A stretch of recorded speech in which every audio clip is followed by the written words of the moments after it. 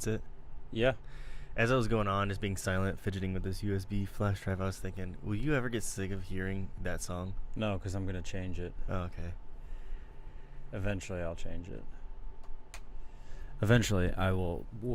Whenever I find a new song that's more worthy, I'll change up the songs. Yeah, this could be like season 1. We'll have a Yeah. intro. Well, what will be the what will constitute the end of season 1? Whatever we want. Like sometimes Lost had 23 episodes, and then it had 16. So Lost. yeah, it had a bunch of different episode count numbers. But we could just do 25 or something, and then Switch up the song. the intro. Yeah, Yeah. if you wanted, or if that's what the people want, they might really like that song. For some reason, it just reminds me of being in the back of a truck. I'm pretty sure I drove a truck at the time that I wrote that song, actually. Really? Yeah. I used to have a Ford Ranger, and then I had a gold Ford Explorer. But yeah, that is no, I didn't have my truck when I wrote that song. Well, there is more to the song. There's lyrics to the song. But yeah, I remember you playing me the whole Yeah, thing. it's a whole song. I've just never released it. I made it like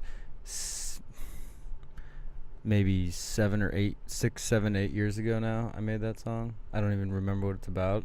I remember I was pissed off because I had to go to the DMV. I went to the DMV, all this crap with my car, and I couldn't get it figured out, and I went home and wrote that song. It's a happy song for how angry I was. That's kind of how that one song from like the 90's, was it like Semi-Charmed Kind of Life? Yeah, Third Eye Blind. Yeah, it was just actually a really terrible song. Yeah. Not in the sense of it's being a bad song, I just mean about bad things. Was that Third Eye Blind? I don't know. I think it was. All the Three Doors Down, all those bands with the numbers. Do do do do do do. Yeah. Yeah, that's Semi-Charmed Kind of Life. What was that? Yeah. I worked at the Blue Note and Third Eye Blind played there, and I'm pretty sure they played that song like second, and then they also closed with that song. Really? It was one of their songs that they played twice. Yeah, that's what my brother-in-law said about going to see Willie Nelson. He played the same song twice. Really? Yeah. Drowning Pool played Let the Bodies Hit the Floor twice. They played it at the beginning of the set and the end of the set. What was that one band that played their entire set with just one song? Like weren't they like the? They just repeated the same song. Yeah, for like an hour and a half. Just What? The same song. Yeah. I didn't know a band did that. I could be making that up. That's like musician suicide. Just constantly playing the song, or be just a really easy set. Yeah. Well, no, you wouldn't want to play the same song over and over and over and over. The crowd would just leave. If Somebody might stay because they're like, but the next song might be real. You know what? Actually, that would be kind of a creepy thing. If I was at a concert and the band played a song and then they played a song again, I'd be like, okay, maybe they like messed it up and they're restarting, and then they played it again. I would probably start to question my sanity. Be like, think I'm like stuck in a loop or something, or something's going on, or like there's a glitch in the simulation. Yeah. That would fuck with my head, for sure. I would panic. I would for sure panic. But they sang it and did like all the choreograph, even though bands aren't really choreographed, but I mean choreograph it so we're like they're dancing or like moving with the guitars, always in sync, and they stop, like those weird puppet things. Yeah, you know? yeah. Like that, and they were just doing that repeatedly. Yeah, I would leave. When weird stuff like that happens, I always like question things. I'm always like, wait, is this like a glitch? Is this real? What's going on? I was watching this movie one time called The Chum Scrubber. Have you ever seen it? No. It's like this really weird movie about this kid who's like a drug dealer, and his friend's a drug dealer. His friend hangs himself, but then his friend who hung himself shows up as like a glitchy computer animated ghost kind of thing. And there's just lots of other weird stuff in this weird stuff. And as I'm watching the movie, like a fucked up part comes, and I like pause it and like I run and like look in the mirror. I'm like, am I okay? Like, is this reality? Is this really what's going on? Or I don't understand why. And it's just a fucked up movie. But it makes you question if it is real or not. Yeah. I don't know. It's weird. Have you ever seen the movie called Only God Forgives? I think it's maybe by the same guy that did Drive. Oh, I love that movie. Same guy's got Ryan Gosling in it as well. In this movie. Didn't Ryan Gosling direct Drive? Did he? I thought it was some other. I thought somebody else. Oh yeah, Ryan Gosling did direct a movie though? I have no idea what movie it would be. It was La La Land. No, it was a Lynchian kind of movie. It was. Oh God, I can't remember what it was called. The other day I was watching something, and they credited their entire. Who was it? It was somebody crediting David Lynch to something. Oh well, if I come back to it, a movie or a show. Know what he does in his personal life, and like what this person now does in their personal life. Transcendental meditation. I think so. It was, but I can't remember. I know it was an actress, but I can't remember which one. But, anyways, when I was watching Only God Forgives, there's a scene where there's like a torture scene, and like this guy's sitting in a chair and things are happening to him, and it just seems super fake. Didn't realize, like, it wasn't real at all, and I'm just kind of laughing at it. I remember looking over to my friends, and one of them was closing her eyes, and then the other one, he's just like sitting there, like kind of rocking because it's gruesome to him. But to me, it was just hilarious. Your friend? Yeah, like all of them, everybody was just kind of like grossed out by what's going on. I'm just laughing at the scene. Yeah. Being like, what's fucked up with me? I don't think it's fucked up with you. I think that certain people have like a part of them compares what's happening to like real life, like their life. They put themselves in that situation of being tortured or whatever, so it like grosses them out. Whereas maybe that's more of like an introverted person, but then for someone else, it's just comical because you know that it's fake and you know that it's just a movie, so you don't relate it to yourself. What was making me laugh is the guy was walking around this it was like this. It's like just picture like a living room, but then here's a chair sitting in the center, and behind the chair is these like 2 steps. And so this person would just like walk around the steps and go up it and then go back down it, and it's like every time it would be face to face, he would do something else and then go around, and like you're just like circling around this dude in the chair. It was so weird. What movie was it? Only God Forgives.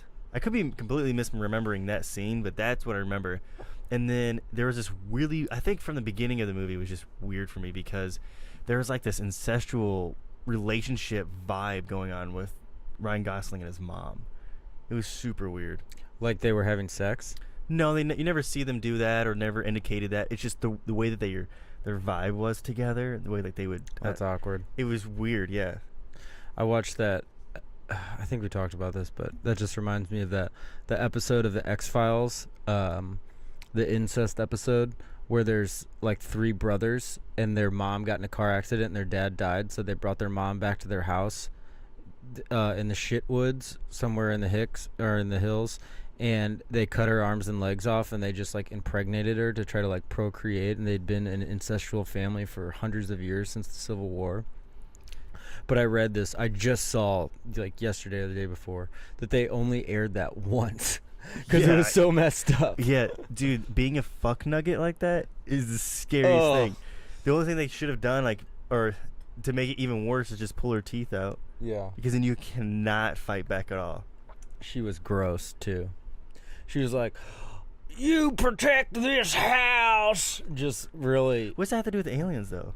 It's not all the X-Files are aliens. Oh, okay. I always thought every episode. Yeah, the premise of that one is that these kids are playing baseball and they step on the ground and all this blood starts coming out, and it's because they had the mom had a baby the night before, and it was deformed too much, I guess, to make it live.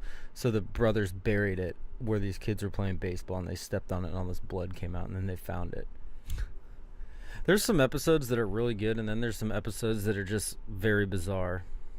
Yeah, I think that's kind of how it is with some TV shows. Like whenever I watch Scrubs, when they would run out of ideas, they would just piece together seasons before and then have them like a flashback fun memory of their time, and it was just a waste of an episode. Yeah. A lot of shows do that. The X-Files kind of does that, but they'll do backstories of other characters. The whole episode won't have David Duchovny or Gillian Anderson or Mulder and Scully. They won't have them in the episode. There'll be like small spots, and it'll be a backstory on one of the other characters. But I get that makes sense though, because I mean you can only write so much about. Sometimes you just have to. You kind of run out of juice, I guess. I wonder though, because that show took place in the 90s. Today, TV shows are way different how they're being written. Yeah. Like think of Game of Thrones. Like that thing is just from beginning to end. They know what's going to go on throughout the seasons.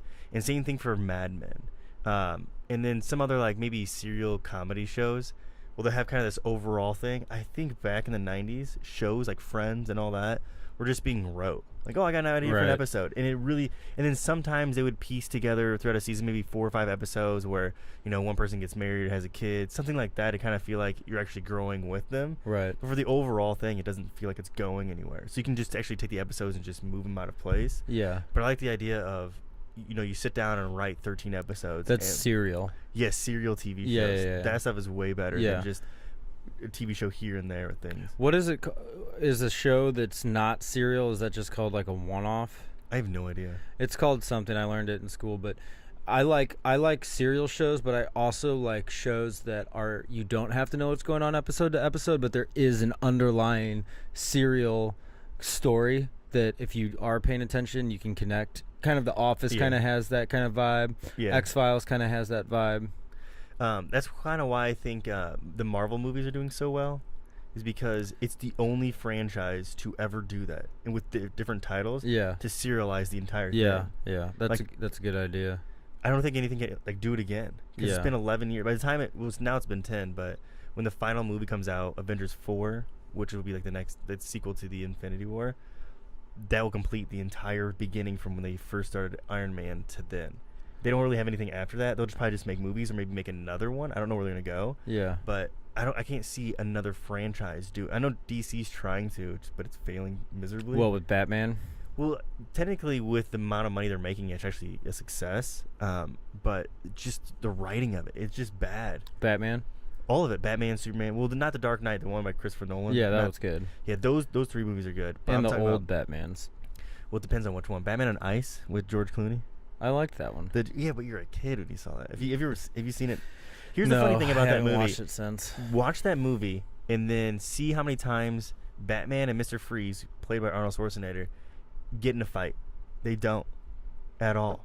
Not one time. No, because his contract is different between talking lines and fighting. So like if he had to actually physically fight Batman, he would get paid more, and they didn't want to do that. So they just did. They just had him talking and shooting his gun, and that's it. And then he had his little villains skating. Yeah. Fight That's weird. George Clooney Batman. That's weird. George Clooney won't even talk about that Batman Why? because he killed it. That is the worst Batman movie. Batman and Robin is so. If you get a chance to, just plug that movie in, and at the same time, do Kevin Smith does commentary on Fat Man and Batman. Play his audio commentary from his podcast watching that movie. It's fucking hilarious. So it's like his version of the commentary on it, because he's talking about, I don't remember, Chris O'Donnell, I think his name. Yeah. He was Robin. Somebody, maybe not. I don't remember exactly. His name was Chris something. No, it was Chris O'Donnell. Was it? Okay. Yeah. Where he's like Robin, but he's 30. Yeah. Robin's supposed to be 14. Oh. So you're like a grown man living with this guy, and he's dressed as Robin. Yeah. I don't remember that one. I loved the Jim Carrey, Tommy Lee Jones one. That's Batman Forever. Yeah, and then I liked the Michael Keaton one. Yeah. The Val Kilmer one was good. That was Batman Forever. Oh, with the Joker and Riddler. Yeah. Yeah. No, the Riddler and Two-Face. Yeah, that's what I mean. There was a guy, I can't remember who plays Apollo Creed in Rocky movies. And I have no idea. Also, I can't remember his name. I don't remember his name. He's also Lionel Richie. No, he's also Lando Calrissian. But he, in the first 2 with Michael Keaton, he was Harvey Dent in those movies. So he was supposed to be Two-Face. But then they switched over from Tim Burton. And then they just got rid of him and it's supposed to be in the same continuity. And you have, what's his name, James Earl Jones? No, that's Darth Vader. Okay, yeah. Man, I can't remember what his name is. I don't remember what it is. Anyways, so they switched off from him and went to Tommy Lee and then just never explained it. That's weird. What I try to think about, because one day I was watching Man of Steel and something just hit me, and it made me realize I hate Superman. what exactly all these films are, and it's the multiverse. So maybe Michael Keaton's Batman is Earth 1, and then Val Kilmer's Batman is Earth 3. Yeah. And then George Clooney's maybe Earth 52. Yeah. So all these are just different Earths. And then same thing for the different Supermans. Why there's different iterations of Supermans, because they're all from different, Earths. So they can all coexist. And then I was thinking about, what if they did that with Spider-Man? Because now we have 3 cinematic universe Spider-Mans. Tobey Maguire, Andrew Garfield, and Tom Holland, I think his name is. They could just join together and make the Spider-Verse movie, which would be pretty cool. As long as Tobey Maguire's not in it. I want Tobey Maguire. This is what I would want from him. It still takes place today. Years later, he's married to Mary Jane, and he's got a daughter named But Meg. Tobey Maguire plays him? No, Tobey Maguire is retired as Spider-Man. His daughter is Spider-Man. Oh. Because that kind of like follows the idea of like renew your vow as Spider-Man. Yeah. Where like his daughter kind of takes it over. But do that and then have a Spider-Verse thing. Yeah, that could work. What superhero do you think they're gonna pull out of a comic next? What? Oh yeah, they're making that Doom Patrol movie. Which I wonder if they're gonna do the original Doom Patrol made by Arnold Drake, or which I'm really hoping for is the best iteration of him, which is Grant Morrison's run from the 90s, late 80s and 90s. They'll probably do the most. Well, that's the most popular one. Oh, well, even Arnold Drake said that his run before Arnold Drake passed away, that Grant Morrison's run is Doom Patrol, like the idea he had for Doom Patrol. Yeah. Huh. And then everything after that kind of just sucked. Yeah. I mean, I haven't read them yet. I have a couple of them, but I haven't started them. Just so good. I just can't find time to read. I still have to finish that Bullshit Job book, but my bullshit job is preventing me from doing that because I'm so exhausted when I get off work. But I did just finish my band's album, so That's cool. cheers to that last song. Yeah. How many songs are going to be on it? 7.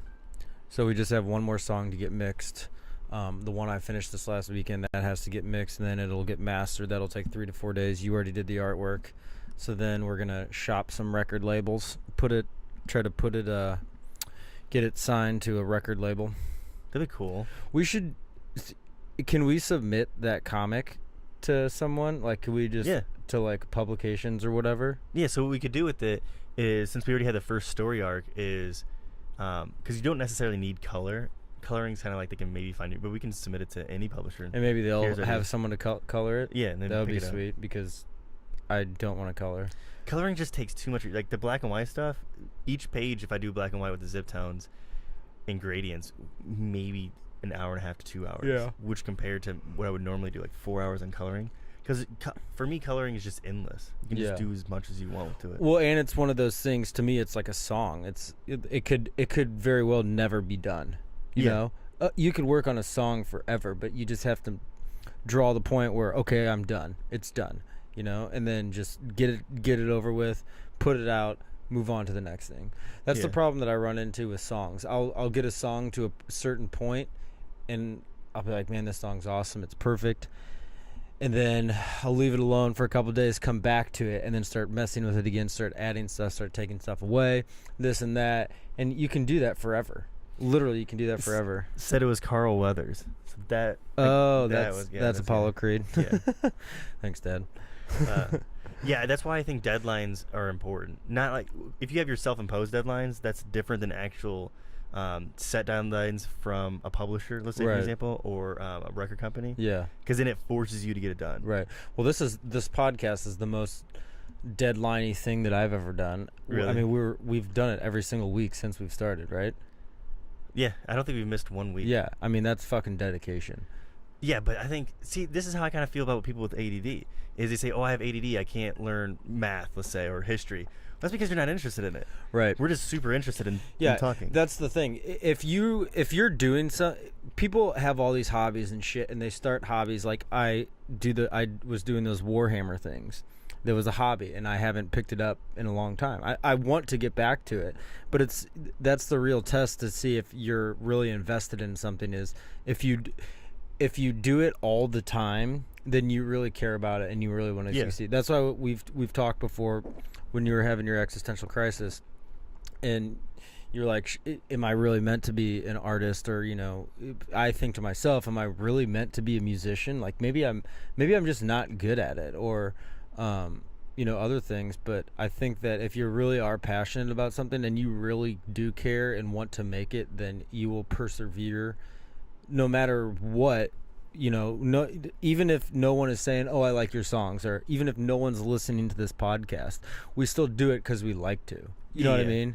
Yeah, this seems just a little more organic than, I don't know, drawing kind of feels that way, but sometimes I have to have a structure and a story. This I can just talk about whatever, Right. and then just press end, like there you go, there's one episode. Yeah. That type of thing. It's free form. It Yeah, doesn't yeah. take much well, right now it doesn't take much preparation. I'd like to in the future, like we talk about, make ads and more content.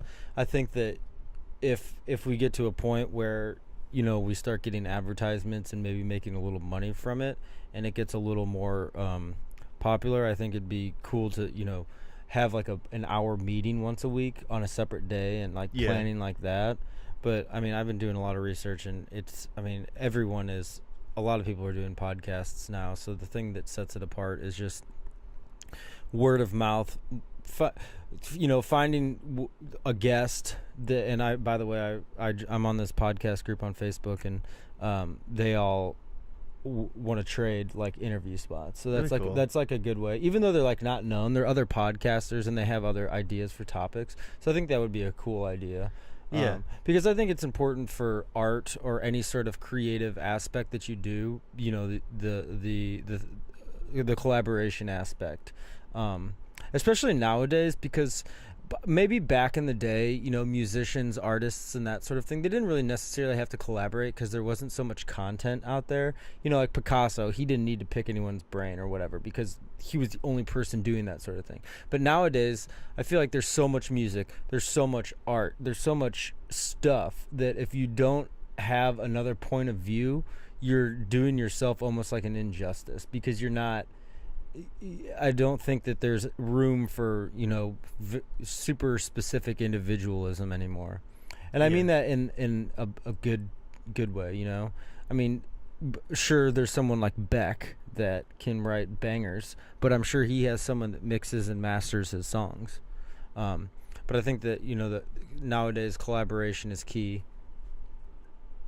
Yeah, it also exercises the creative side of your brain too. Helps you think differently on things. Yeah, I mean, when I work on music, there's another guy in my band.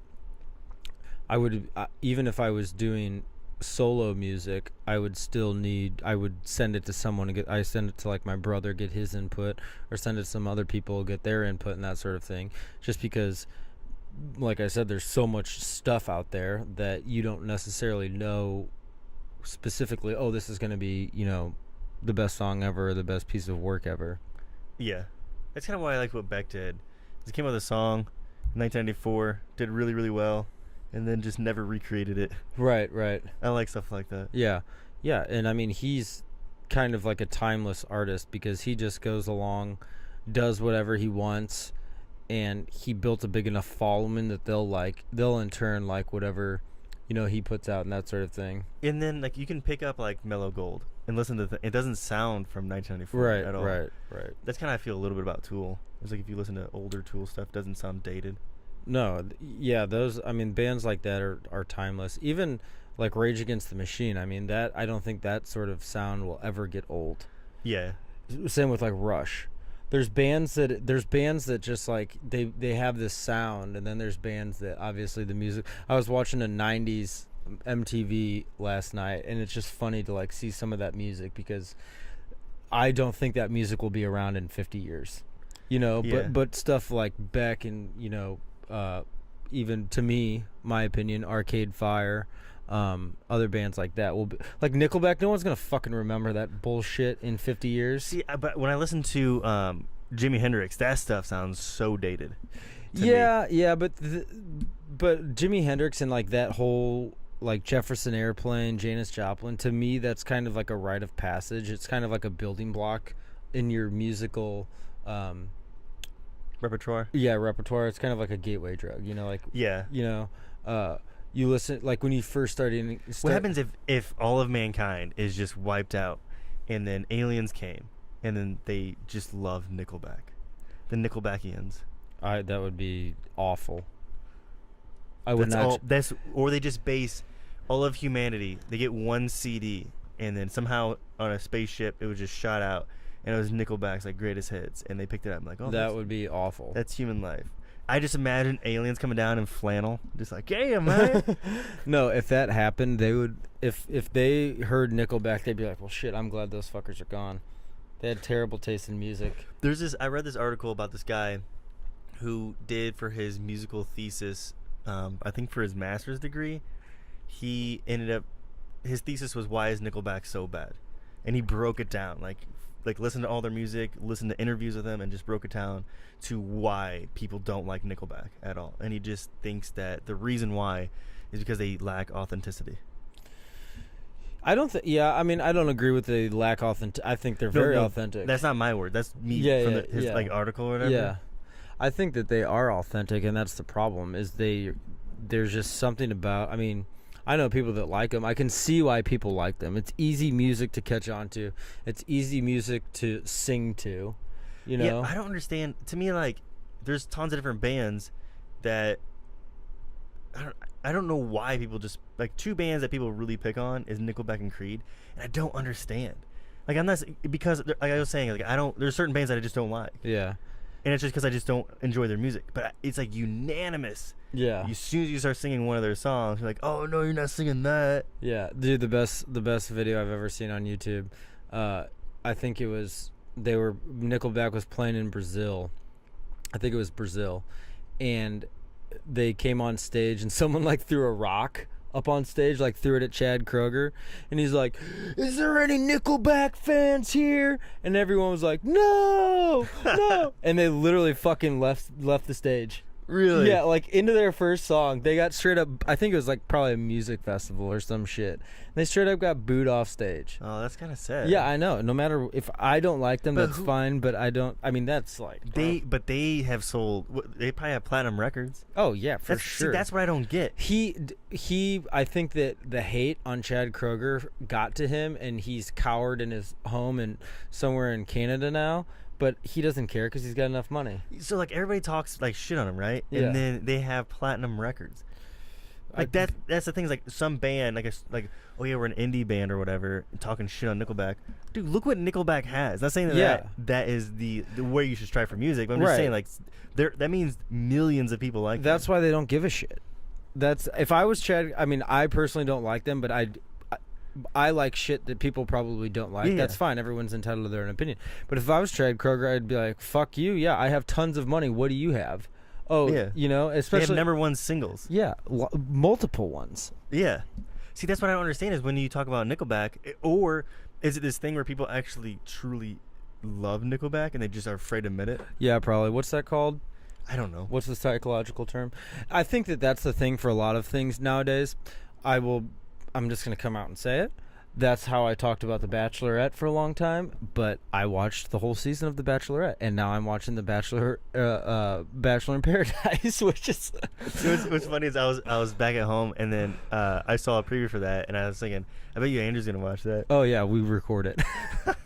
But it's one of the... I watch it... So it's just a guilty pleasure, that's all. Yeah, it's a guilty pleasure. I don't know the reasoning why I like it. I think you can just shut your brain off. Yeah, and I think it gives me some sort of... I feel good about myself because I'm not one of those, sorry sacks of shit that are, that they act the way they do. And there's some people on there where I think to myself, I would be friends with that person. I would hang out with that person. They're just trying to do their thing. I get it. Everyone's just trying to do their thing. Yeah. But I mean, that's how Nickelback could be too. But yeah, if I liked Nickelback, I would just I like that band. Yeah. Like for the longest time when I was in high school, my favorite band, like still to this day, like I'll still see their shows and I'll still pre-order their records is Coheed and Cambria. Yeah. And I used to get shit on constant. And same thing for My Chemical Romance. When I used to like them, people like, oh, you like My Chemical Romance? Like, yeah. Gerard Way is an awesome dude. Like, I mean, I like Taylor Swift. Yeah, see, that's what I'm saying. Like, I'll wear a Taylor Swift shirt. I don't give a shit. Dude, she writes her own shit. She writes shit for other people. Yeah. Her producers that make her songs are good. If Ryan Adams covers your whole album, you're doing something right. Who's Ryan Adams? He's like a indie. I don't know if he's indie, but he's like an indie rock guy, singer songwriter, got a phenomenal voice. You like Father John Misty, don't you? Yeah, dude, you would love. I just forgot his name. Ryan Adams. Yeah. He awesome fucking story about Ryan Adams. He was playing the Rieger, or what is that? What's the Nashville thing? Oh, I have no idea. Rieger Auditorium. Starts with an R. It's a famous auditorium from Nashville. Anyways, he was playing that, and someone yelled at him, play the Boys of Summer, the Summer '69, whatever Bryan Adams song that was. Okay. And he stopped and said, fuck you, that's a Bryan Adams song, like cussed out this audience member. Got banned, Ryman Auditorium. Got banned from Ryman Auditorium for like between 4 and 7 years. Came back, like made an apology, I'm sorry, I was an asshole. Came back, I think he might have invited that fan. I could be wrong. But then he played that fucking song. That's awesome. how you know that he's a fucking badass. And he's got great albums, but he covered Taylor Swift's 1984, 1989, whatever her album was, and it is like if you didn't tell people that it was not a Taylor Swift album and just told them that, they would love it. It's a phenomenal album. I have it on vinyl, and Taylor Swift's album on vinyl, the same album. Yeah, see what I'm saying? Like, just own your guilty pleasures.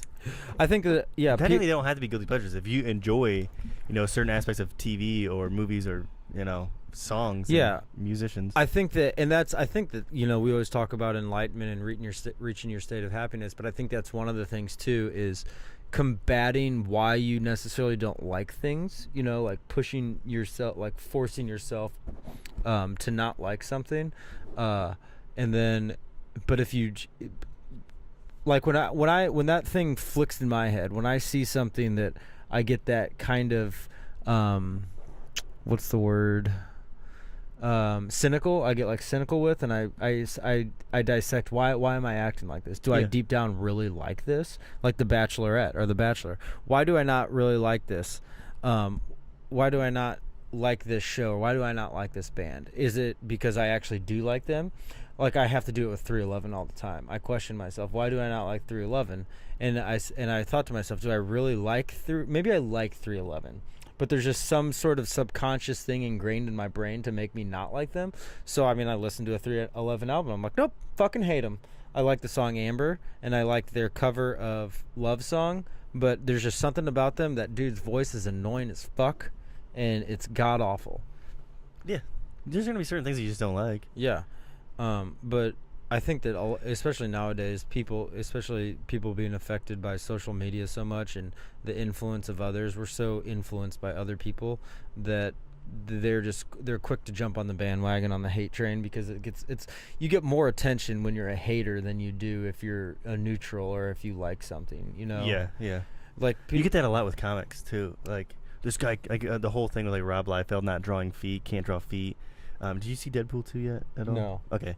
Well, I don't go to the movies. Well, it's on Blu-ray now. Oh, jeez. Digitally if you want. But that's like kind of like the whole thing is Rob Liefeld, he can't draw feet at all. But like he's a talented artist, right? But people just shit on him. Like basically he would be, to put in perspective, he's like the Nickleback of comic books for some reason. But like I think his art's really cool. He does like a really explosive. People can't have muscles on muscles, but like his drawings, he just makes the anatomy is just really expressive. Yeah. Because it's an art piece, it's an art form, right? That they actually put to the level of in Deadpool 2, saying, I bet who created these characters, somebody that probably can't draw feet. Like he uses it. Like he just embraces all these things that people like shit on him about, and just kind of like, because he's got like the last laugh, honestly. Like he created Image Comics. He's one of the founders of Image Comics. Oh, nice. And then he created Cable, Deadpool, love Cable, and then Domino. Like all these characters he created. I don't know who Domino is. Domino's just a girl. Have you seen any trailers at all? No. Okay. Well, Domino, she's just part of the X-Force. I won't go into like the X or anything, but it's kind of like that. Is just people, do they really hate Rob Liefeld? Because the thing is, like when I went to C2E2 in what is this? What is C2E2? Chicago Con Entertainment Expo. It's like a comic book convention. Oh. Rob Liefeld was there, and he had. I wanted to get him to sign his. When they first created Image Comics, his like story was Youngblood, and I wanted him to sign it, but his line was so long. It's like, why are people shitting on him? And his like liner that is like that long, Yeah. But maybe it was 20. Was it 26? It was probably 2016. I don't remember what it was, but it's kind of like that. Like I enjoy Rob Liefeld's art, but he just gets shit on constantly for it. Yeah, well, it's also fun to shit on people. Well, yeah, that's true too. Yeah. I mean, there's some comedic factor to shitting on people. I shit on probably 15 people a day, and they're all driving cars on my way or to from work. Oh yeah, I have this idea. So we're gonna make this invention sometime. I wanted to do an ad for it, but I think it's too good to make mockery of. So I want to make this product. It's gonna be called the brown. I don't know specifically what I'm gonna call it, but something like the brown note horn or something like that. So have you noticed recently the recent problem, especially in Kansas City? I don't know if it's a thing in St. Louis, but I've noticed it a lot in Kansas City. There's like a humongous fucking delay. So let's say there's a car at a stoplight. It's red. You're behind them. There's the delay of time that it takes people to fucking go on green lights now is absurd. Sometimes it hits 30 seconds. I lay on my horn after 5 seconds. When I see the light turn green, I give them 1, 2, 3, 4, 5, honk. If they don't fucking go, like, we're all trying to get somewhere, check your phone when you get to your office, or check your phone when you get home or something. I cannot stand when people are at a stop, like, I can see them too in their fucking back mirror in their stupid ass Range Rovers, and they're at the fucking red light, and they're looking down, and it turns green, and then they're just looking down, oh, I'll go, and then they're slow mosey. The thing in Kansas City, they are slow to go at green lights, and then you can always expect about 3 cars to go through the red light. You know, I mean, you have to check pretty fucking hard around here in Kansas City when the light turns green. I go like a split inch, and I look both ways because there's always people fucking running red lights. And maybe it's because my time of day that I go to work has changed. Like, I'm now doing the morning commute and the evening commute, you know, like the rest of the sheeple. But just the time that people go, and it's not the time that they're taking to make sure people are going, because I see them looking down. So I'm going to invent this thing, the brown wave or something like that. And it's going to be, you're going to have your regular horn, like a burp, burp horn, but then you're going to have your secret horn. This is your secret weapon horn. And it's going to be another horn. You press this button, and through your stereo system, it throws out, do you know what the brown note is? Yeah, you shit your pants. Yeah, it's going to throw out a brown note, a centered brown note that goes to the car in front of you, and that person's going to shit their pants. Because then they're going to be like driving, or they're going to be sitting there, they're going to be looking down at their phones, right? Looking, cool. You know, looking at porn, whatever sick shit they're doing. Whatever they can't wait 20 minutes to do till they get to their destination. Looking down at it, I'm going to press this fucking horn, and then they're going to shit their pants, and then they're going to be like, hit that shit. And I solved the problem. That's the perfect product. Because if you're going to be an asshole, you're going to have to be uncomfortable. You know, in what is more uncomfortable than shitting your pants and having to sit in your car? Because then you know what's going to happen. They're going to be in their nice Range Rover. They're going to shit their pants. Then they're going to have to sit in their shit, and then they're going to have to clean their seat when they get home after they explain to their wife or, you know, whoever, or they have to go to the office or whatever, and they have to explain why they have poop on their pants. And it's because, I was looking at my phone. They probably don't have a... You know what I don't understand is why they haven't invented something where it will... You sync your phone up to it, because everybody has their phone synced up. This is probably newer cars. You can't do this with older cars. And then it eliminates texting. Yeah, I think that... I don't understand why they haven't done that yet. Like, as soon as it's Bluetooth to any... Because as much as they care car. about... Right. And as much as they... I think that's because as much as they care about safety and don't text and drive and that sort of thing, they don't want to take away that thing from people, because probably it has to do with money. Well, I can see the excuse being, well, you know, I'm a passenger and I'm the one that has the phone synced up. Yeah. Well, and mine can't work now. Yeah. But I don't know. Maybe it's just this huge thing where it's like kept secret where they actually want people to text and drive. So yeah, maybe it's the deep state and they want to thin the herd, and that's the easiest way. I mean, I will admit I have done it from time to time, but it's only when it's important. I put my fucking phone down. I pay attention, because especially around here when there's idiots driving around. Like the other day, when I got this new camera from Best Buy, I was pulling out, and I was going up the like the lane, mm-hmm. you know, like when you go out, come out of your parking lot and you go like up the lane of cars, up the row of cars. So this other person was coming the other way, and it was the thing where I have the right of way, you know, and this woman just fucking flew right by me, almost T-boned me because she was on her damn phone. Yeah, one thing that I noticed too about driving through Missouri is when somebody is in the left lane, there's 2 lanes all the way through, right? When somebody's in the left lane and they think they're going fast, they don't want to get over. You know what I'm talking about? Mhm. So let's say like the interstate is going 65 and they're going 70. They think they're going so fast that they don't want to get over. Yeah. When people are behind them. Dude, you should be in the car with Mercedes when we drive on the highway. But she just getting. Oh my God, I have to put on headphones or sleep. Because, yeah, what you're saying, like, she'll do 85, 90, and the person in front will be doing, like, 75. But they don't get over. They don't get over, yeah. And then what really fucking irks me is when that shit's happening, and then you have the, I don't know what to call it. I haven't thought of a term yet, but you have the car that, like, will pass you and then get in front of you and then go slow, and then you'll pass them and they'll die back, you know, they'll go a certain speed, but then all of a sudden out of nowhere they just speed up again and get right back in front of you, and it's like you're playing some game because they're ego tripping or something, you know? Yeah, I don't know what that is, dude. I see another perfect instance for the brown note or for the brown wave, because then when they pull that shit, you just fucking press it and then make them shit their pants. But see, the problem with this invention would be that people would misuse it. Yeah, for sure. You know, yeah. I guess it has to be synced up with like green lights or maybe when you or like that, and then when you press it, if they don't go in an X amount of time, then that's when the note is executed. Yeah, oh yeah, that's true. Yeah. So like if you press it and then like 2 seconds you go and then it doesn't do it. But what happens if it just like malfunctions? You ever seen Little Miss Sunshine? Yeah. Where he honks the horn and it just stays on. Yeah. It's like that, and you're just like shooting the notes to everybody. Yeah, because after a while I would probably just like, I would pull my car up to, you know, like a park or something where there's a large group of people, and I would just keep pressing it, and like hundreds of people would just be shitting themselves. I was bored at work today and I was looking at poop videos. I typed in just shit pants, and there's like a compilation of like athletes that poop their pants. It's pretty funny. Like professional athletes? Yeah.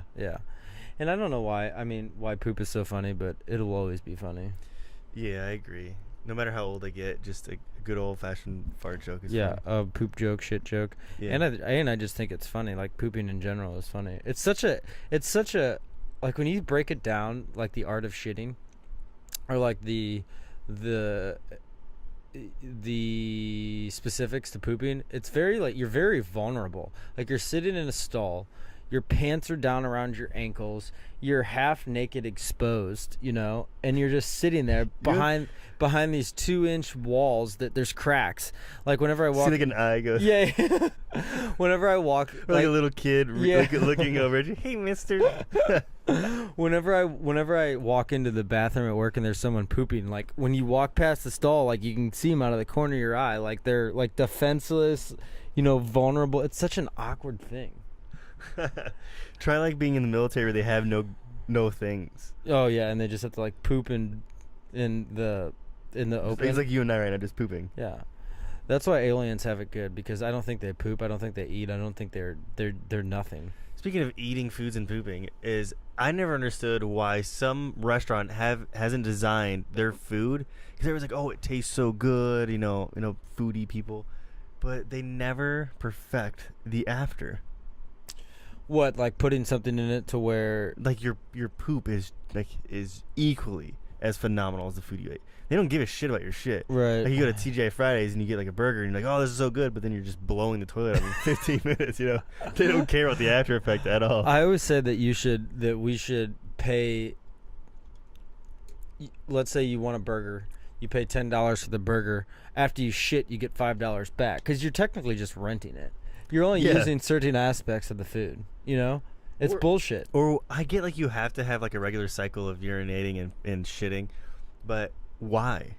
We're so sophisticated. How come we haven't designed food to where we don't shit? Yeah. Like your body absorbs all of it. Right, like biodegradable trash. Like, if you know, certain things you put in the ground or whatever, you bury it, and it over time it degrades. Why haven't they created food that when it goes into your stomach acids just, you get all the nutrients, and then it just like, it's like those packing peanuts that you can put under water and they just dissolve.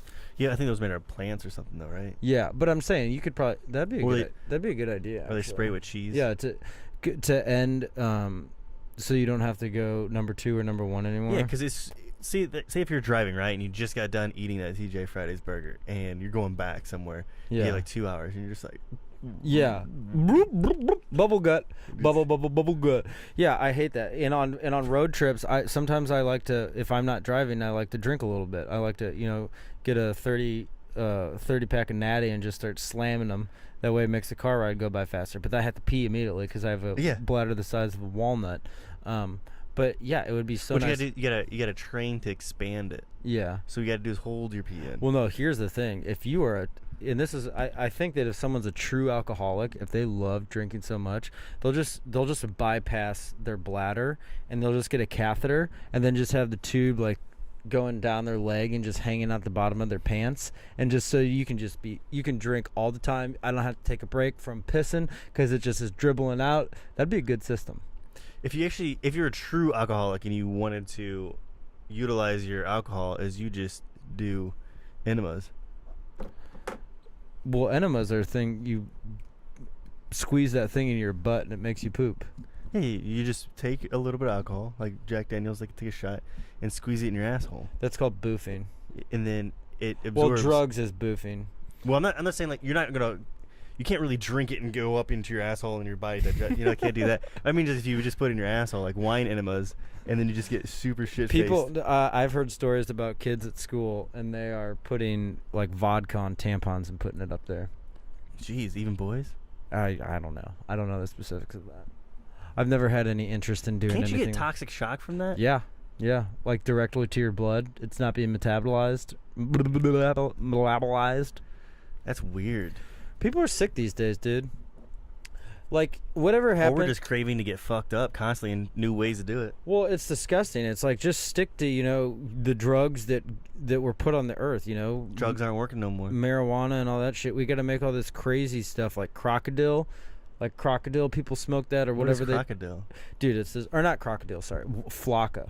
What's Flakka? Oh my God, have you seen a Flakka video? So I don't know if you snort it, you smoke it, you inject it or something, but it's some synthetic shit, and it literally brings the devil into you.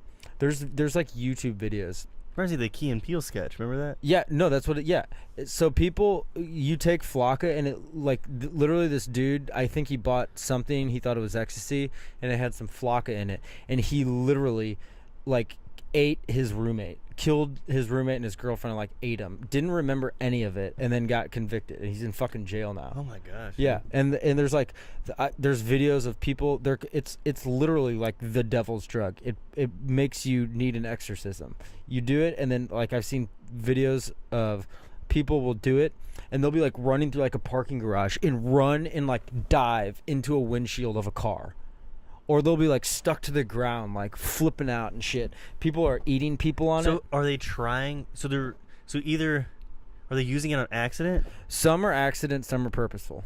Why would you want to do it on purpose? Here's a fucked up story. Some people that you work with know this person. I think they just came to college or they were in high school. Are you talking about the eyeball thing? Yeah, the dude that... Yeah. Somebody tried showing me that, and I was like, no, I don't want to see that. Yeah. Because they were saying that person was an LSD. I'm like, LSD does not make you want to eat your eyeballs. No, it's they're mixing stuff with synthetic things like 2CI, 2CE, synthetic hallucinogens, and So what happened for people listening? It was a kid from Kansas City or something, but I guess him and all of his friends took what they thought was LSD, and he wound up cutting his eye out and fucking eating it. That's so messed up, man. Yeah. Why can't you just be happy with here's my thing. Like mushrooms or something. Who the fuck sits there and films that? Right? His friends, if you literally got a knife out, I'd be like, what are you doing with that? And I'm gonna cut my eye out and fucking eat it. I'd be like, all right, well, let me cut that eye out for you, and I'd grab your knife, throw it, and then strap you down, Yeah, you're freaking out. Yeah. This day and age, people are more concerned about, getting likes and that sort of thing. They want to watch their friend rip his eyeball out and fucking eat it, then help him. Yeah, that's messed up. Dude, can you imagine the parents? If I found out my kids' friends watched him cut his eye out and eat it, I'd kill them. What is this thing? I wouldn't kill them. I would just... Yeah, I know what you're saying. I don't understand the thing, because the first synthetic stuff that I ever came across was right as I was entering college, and it was the fake weed. Oh, K2. Yeah, K2. There's a bunch of Cloud9 people stuff. dying right now from K2. Like post, like you did it a while ago and then you died. No. Like it came out. Really? Yeah. Why not Sorry, just my smoke? feet are hot. That's all right. Why not just smoke weed? I should wear flip flops. Yeah. I got some Old Navy ones. No. Why not just smoke weed or just do, if you're gonna do a psychedelic, do one that's grown. Like, I guess know your grower too. Yeah. And then like don't. Well, know your source. Period. Yeah, and then don't take these weird ass chemical. What is the purpose of making these chemicals though? It gets people fucked up and it's cheaper. I know, but I don't know. It was like the first chemical made was methamphetamine, like the stuff from like they have on Breaking Bad and everything. Yeah. Like that's the first stuff, and like we can do better. Yeah. And now it's just getting your brain is getting so wired. Somehow your consciousness is just ripping out of your body. Right. And your body just going on autopilot mode. Yeah. I just don't understand. So when that kid ate his eyeball and his friends watched, I mean, I've been around people that have been fucked up, like really fucked up, like talking to Busch Light boxes thinking that it's their whole family in there and weird stuff, but you keep an eye on them. You don't just, I mean, if they're not going to harm themselves. Maybe he's trying to keep an eye on himself. Yeah, like that's why they always say like in that reading that book. How do you think that came out? Like imagine, so you come down from whatever drug it is, you're in the hospital, you're missing your eye, and you know that you have to shit. You have to shit your own eyeball out. This is the thing that I was thinking about because I accidentally stepped on a grape at work. I was like, I wonder if it was like a grape, like eating a grape. Yeah, I don't know. Like, well, here's a piece of the retina. Yeah, they stitch it back up. That's a humongous problem nowadays. Is that people are? It kind of makes me queasy thinking about it. Yeah, honestly. people are more concerned about filming things than they are. There was like that Steve Cutts video. Remember? Who's that? Somebody Steve, like the animation videos, and somebody was just jumping off a building. Oh yeah, and people were videotaping it. Yeah, videotaping. Yeah. And as soon as it landed, they just walked away. Yeah, it's sickening. Yeah, I mean, murder. The fact that someone has, like a murder or a suicide on they're filming it as it's happening. That's like very disturbing. Shouldn't those kids get in trouble too for not? Yeah, for filming. I feel like it's your, like what's the word? Almost like an accomplice. Accomplice, yeah. Or like involuntary manslaughter or something. Yeah.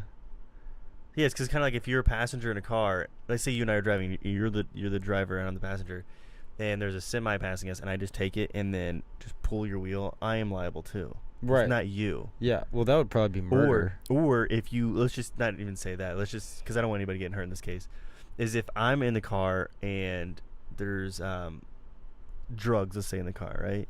Yeah. I'm liable for it as well. Right. If you're speeding in the car and I'm in the car, I am liable for it as well. Because you didn't do anything to stop me. Yeah, I can pull the wheel and hit the semi, but I think they should get something from it. Yeah, it's fucked up. Stuff like this. So like, the idea of actually getting in a gunfight that you hear on the news is happening all the time. That doesn't really startle me or scare me. What scares me is that sort of shit. It's like you're just driving on the road and some kids on Flakka, right? And then they just want to consume your body. Yeah. Well, yeah. That dude that was in Florida, who ate some homeless guy or something. I mean, there's literally people running around on this shit eating someone.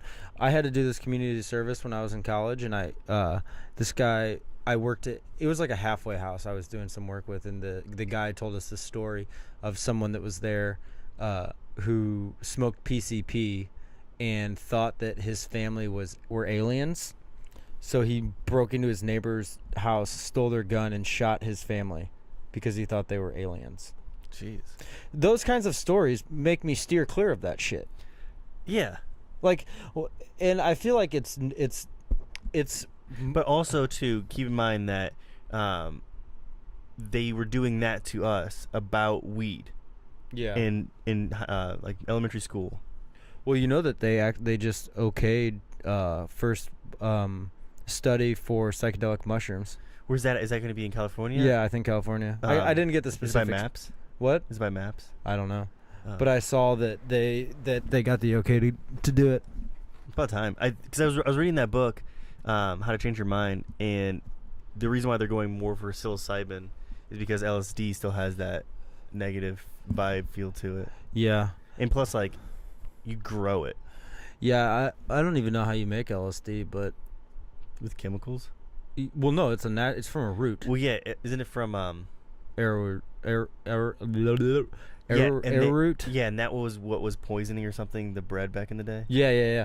Like the Salem Witch Trials. Yeah. They think that that all that Salem Witch Trial shit happened because they were using arrowat, whatever that is, and it was getting in the bread somehow or another, or the mold or something, and so it made them all crazy. But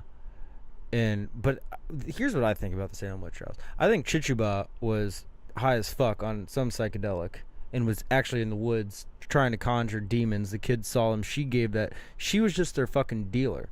She was dealing these kids arrowroot root or moldy bread or something. They were getting all fucked up and doing naked dancing in the woods, and then the parents saw it and were like, "What is my child doing?" That sort of thing. That's what I think. I mean, it's the same thing nowadays. If you're a parent and you catch your kid on with drugs in their room, or they're on drugs or something, you do the same thing. You persecute them. It just got a little out of hand back then because they were not as intelligent. Yeah, exactly.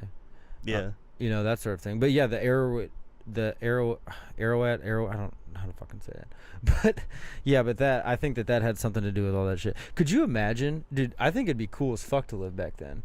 Could you imagine just like walking into the woods and there's, like witch shit going on? No, even if I walked in the woods today and saw that, like, I'm getting out of here, dude. Dude, I'd be like, let me watch. Blair Witch stuff freaked me out as a kid. I think it'd be cool.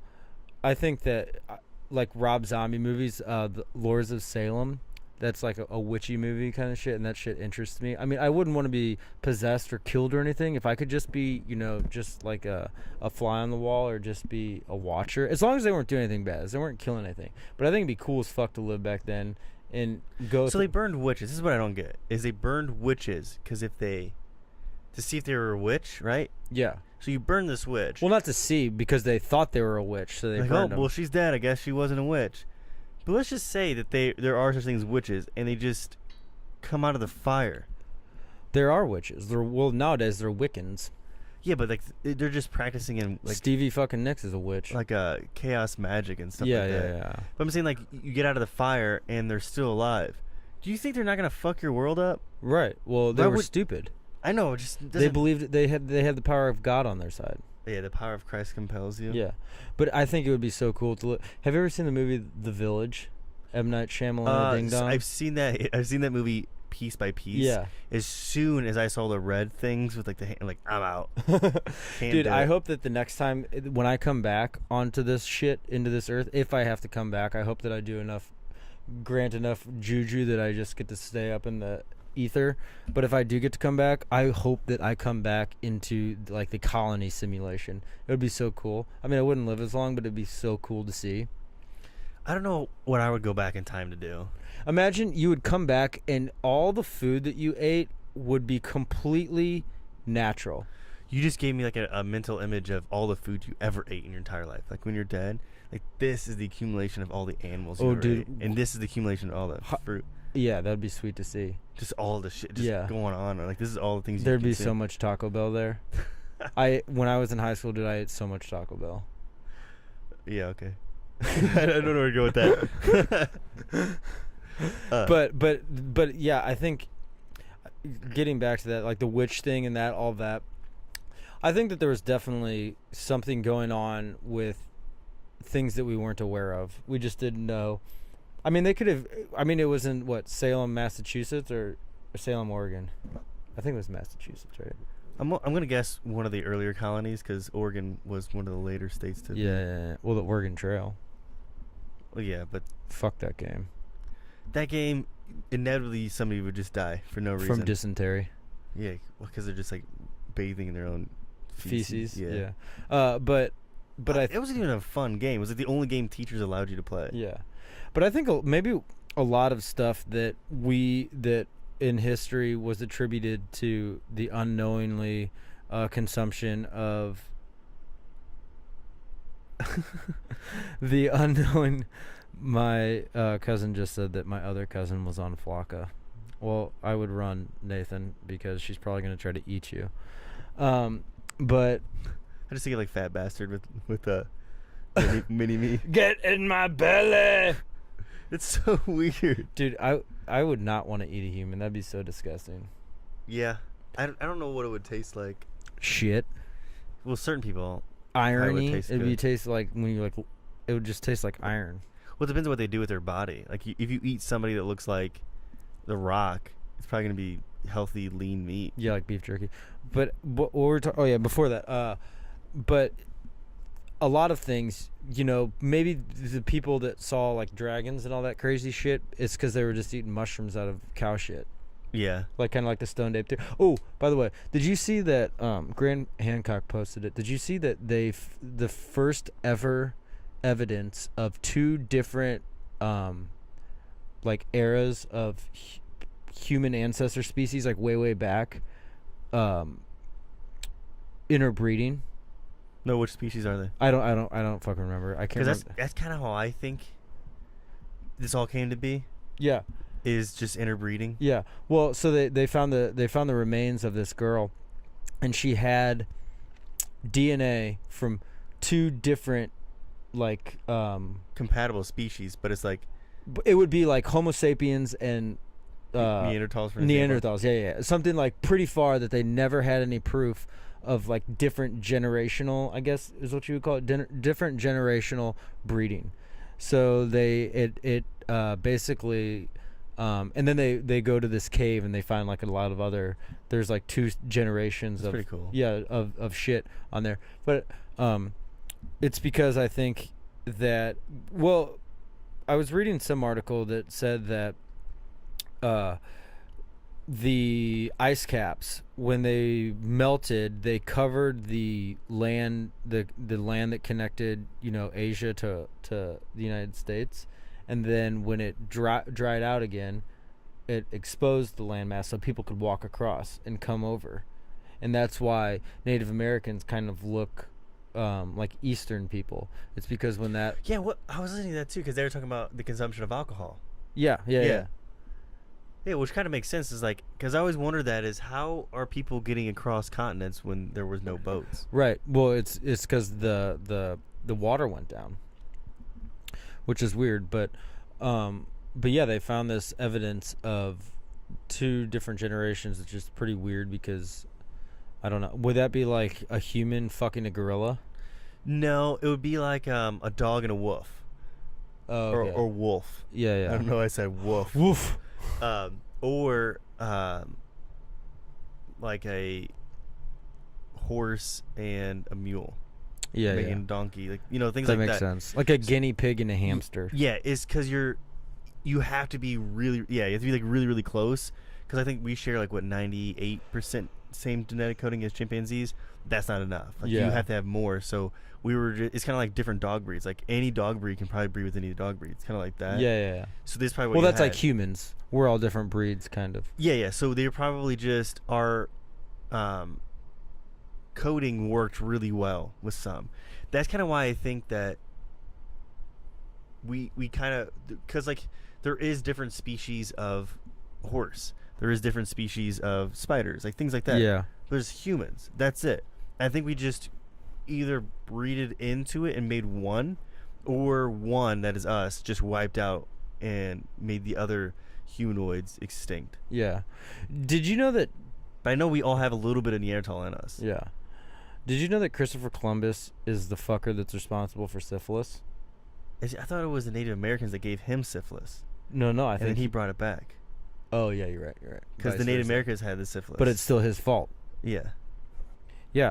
And the whole Mercedes is in this history class right now, and it like starts in that time. So she tells me, you know, that sort of thing. The early. It's so fucked the way that like all that played out. First of all, I don't think that Christopher. Well, I think it's. I'm not sure if it's 100% factually proven. The water went down. The land did not come up. The water went down. My uncle just asked about that. But I don't think that. First of all, he was not the first person to come to America. Because there's Native Americans. Well, that they came over when on that whatever that connection between Alaska. The Tesseract. Is that what it's called? No, I'm just making up stuff that are like alien stuff. But he didn't discover it. What I think, they say Vikings came over and like hit up, Greenland area, Canada, that sort of thing. So the fact that we still have Columbus Day, and they tortured Native Americans, like the grim stories, because I never really did much research into it other than what you learn from school. The Nina, the Pinta, the Santa Maria, all that kind of shit. They make it, yeah. They make it all sound like rainbows and unicorns. But the truth was, Mercedes was telling me the story that like they would rape the women, kill the kids, make the husband, just all this shit. If they didn't give him food, they would kill him. All this kind of like barbaric, terrible shit. And Native Americans are peaceful people, or they were. They killed, they hunted, they fought with other tribes and whatnot. But he was the person that did all this terrible shit. So I contribute all of our nastiness that we inherited from him, unless we were contrived from aliens. But anyways, that's a tangent. Getting back to the Viking thing, I think they were the first people that came over, and before that I think that it was actually, because there's speculation that like the Knights Templar, when the Knights Templar were persecuted in I believe it was Spain or somewhere, King Philip or one of those kings owed them too much money. I think we've talked about it before, but he owed them a bunch of, the Knights Templar were basically like the knights of the church, and they also had all the money and had like all the riches and had like all the relics and shit. But the king would borrow money from them, and he got so in debt and couldn't pay it back that he basically claimed that they were treasonists and that they were heretics and like worshiping the devil and shit, and ordered their immediate burning and killing. But some of them escaped, and they think that they landed on Nova Scotia, over in that area, and that's where like Oak Island, all that mystery comes. They think that like the Ark of the Covenant, blah blah blah blah blah, all that shit's there. But I think that around that time, I think his name's Sinclair, Henry Sinclair or something Sinclair, was like a leader of them, and there's evidence of Native Americans interacting with Sinclair. There's like written stuff, and there's like pictures on trees and like caves and stuff. But I think that was when America was first discovered by the external world. The external world, not the Native American, not the natural inhabitants of the United States, but that. I think somewhere along those lines. But then jackass Christopher Columbus comes over with his syphilis. We can have syphilis. The Native Americans had syphilis. Or, yeah, damn it, I keep fucking I forget what he had, but he gave it to him. Was it like smallpox or something? Yes, yeah, I think like smallpox, yeah. But that whole thing is so fucked up, and I wonder why we still... I don't think a lot of people celebrate it, though. Well, right, but it's still like taught, and it's just another example of like old things that we just can't let go, that we still... Like the penny? Yeah. When I get pennies, I throw that shit away. They're disgusting. They stink. How they're made.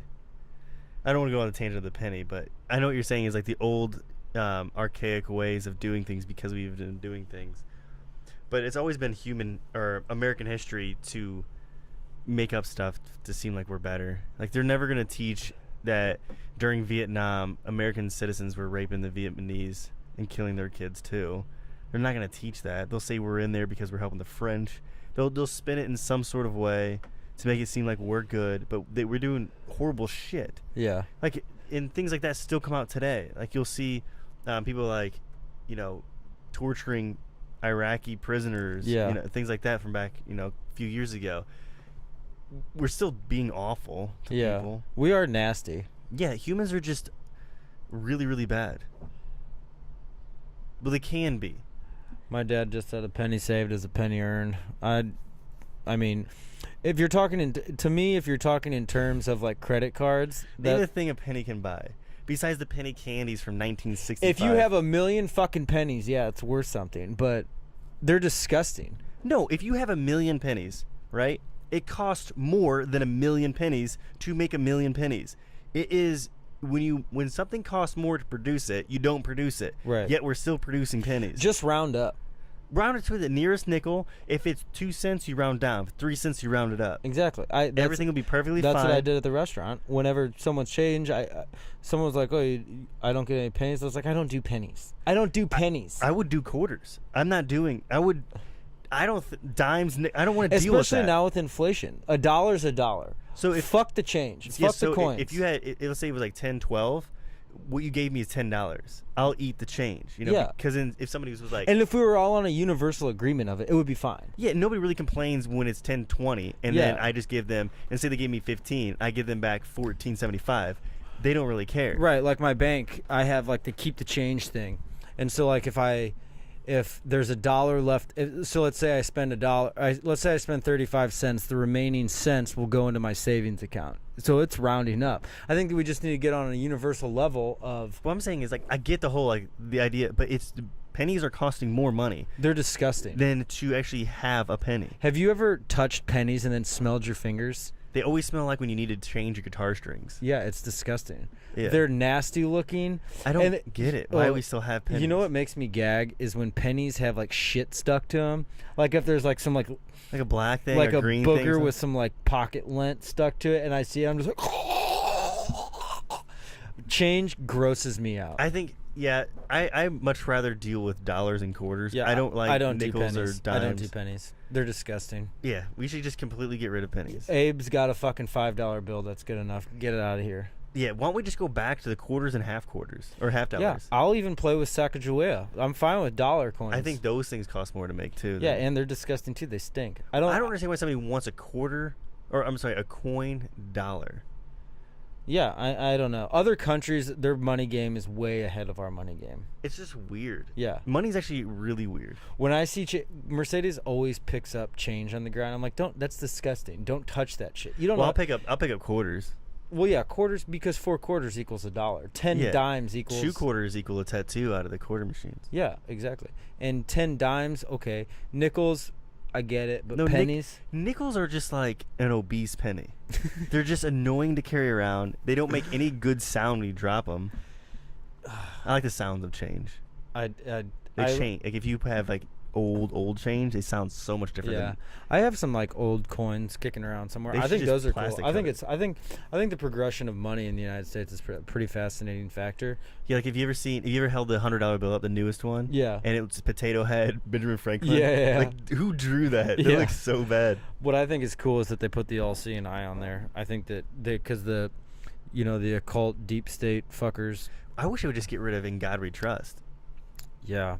Because I get it though. It was a foundation of our country. Now show me in the Declaration of Independence as well. They're Satan worshippers. Okay, not really. I was gonna say the 10. What the fuck is it called?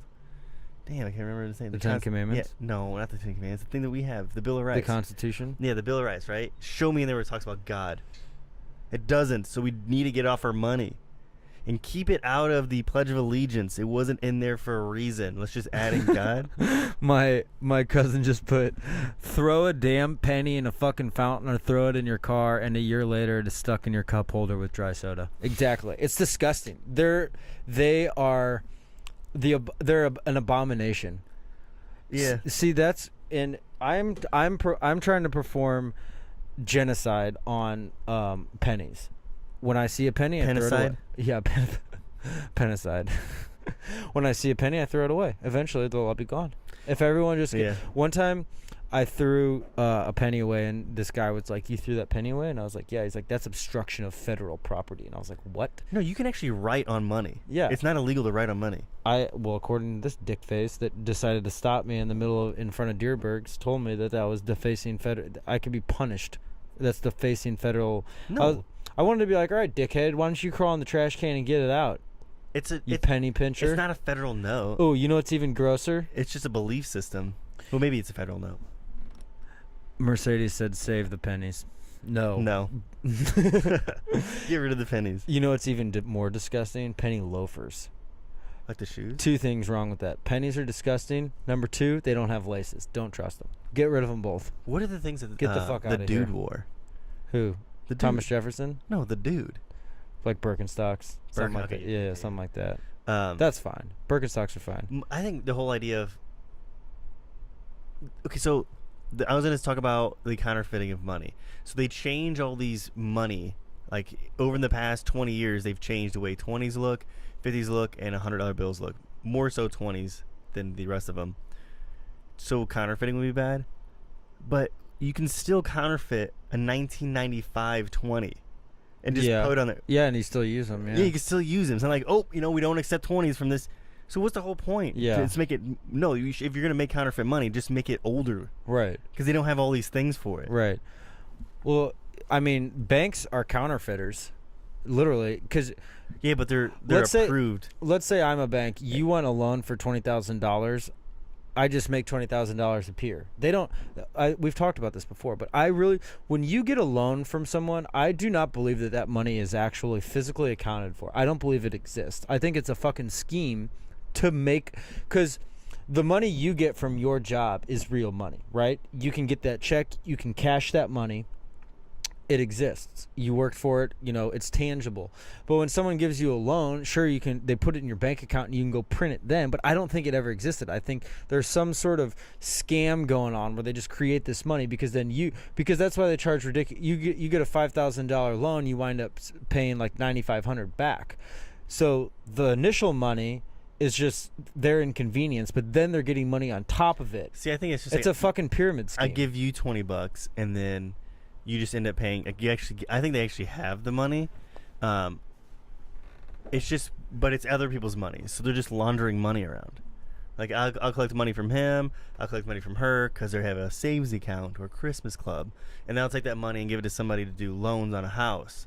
And then I'll take their money from that loan. And it's just like shuffling of money around. Right, it's shuffling of imaginary money. Yeah, that's pretty much a Ponzi scheme. Yeah, exactly. That's what a bank is. It's just an approved. It's bullshit. Yeah. Among other things in this country, I think it's crap.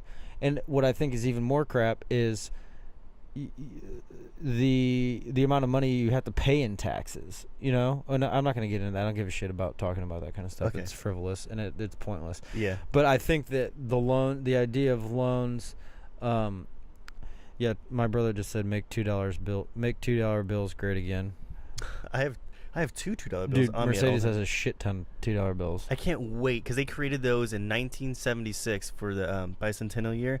I cannot wait for 2076 when they make $3 bills because they're gonna be super queer. They're not gonna make those. Yes, they will. No, they will not. Yeah, they will make a $3 bill. And Fred Durst will be fucking throwing a party. The Limp Bizkit first album was $3 bill, y'all. You know how they have the sayings "queer is a $3 bill." Yeah. I wonder if that has something to do with $3 bill, y'all. Yeah, maybe. Maybe it was like a play on words or something. But yeah, and then who I really want on the $3 bill is President Trump. Put him on the $3 bill. That'd be funny. Yeah, they'll make it. I really want to at least, because I'll be pushing almost 90. I'll be pushing. I want to live here. Yeah, I want to see the $3 bill with President Trump. They're on not there. going to make $3 bill. Yes, they will. They wouldn't put Trump on it. They have to. He's the greatest president of all time currently. Hopefully, we won't be using money by then.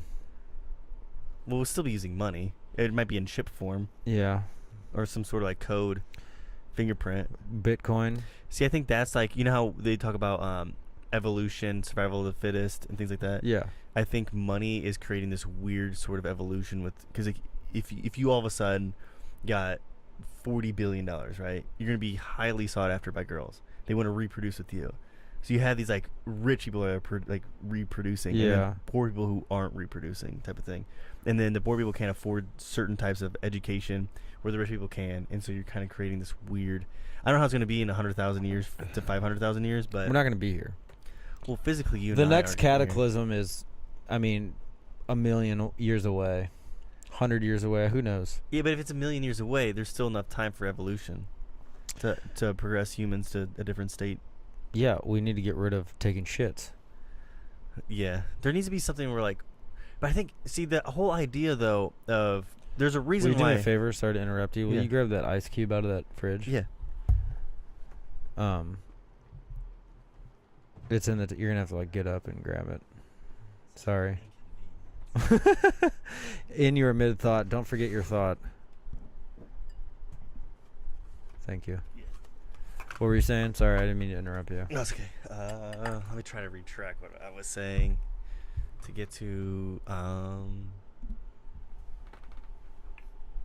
No, I don't remember. Okay, yeah. So there's a reason why we actually produce waste, right? So a plant, for an example, takes in sunlight, using photosynthesis, and then creates a byproduct from it that they don't need, which is generally oxygen, right? Right. Okay, so their byproduct that they don't need is oxygen. Somehow we need it, right? Where I think that our byproduct of eating stuff they need, which is fertilizer. So we would just shit everywhere, right? But since we eat toxic food now, our poop is completely biohazardous. But if you go back 100,000 years ago, there was this symbiotic relationship between I consume stuff that I need and the stuff that I don't need you need. And you put it back. Yeah. But now what we're doing is just like I said, we're eating chemicals constantly, so our waste is completely toxic. So it serves a purpose. It's just the purpose that we have now, it doesn't seem like it's supposed to. Right. It's like, okay, I'm just inconvenienced by this. But I don't know. I took a course in college called environmental science, and on the campus that I was at, all their runoff, like for the shit and piss, they would actually process it there, and then they would I don't know if you know the process, like where your shit actually goes and what it does. They take it and they basically churn it up into a dry mulch through a course of different things, and then farmers will buy that, and then because then they'll take other water. So like there's a lake, I went to SIUE, there's a lake there, and the majority of that water from the lake is when they take the piss and shit from the college and then the dorms, it goes in, they refine it. The water part they take out is purified and clean, which is cleaner than the water that you'd actually drink out of a water fountain. Wow. But the idea of putting it back and you drinking that grosses some people out, so they pump it into a lake. So clean water's going to a lake, and they're taking your shit and then storing it, and then farmers will buy that and then put it on their crops. So it's building up the nasty synthetic shit. If you're a shitty eater, if you eat McDonald's all the time, it's taking the stuff from that and it's just amplifying it, and it's just making it stronger. Yeah, and then they'll just do something with it. Yeah, could you imagine if that's the case? If you go to that lake with a ladle and sip that shit, you get so probably drunk because it's all college kids.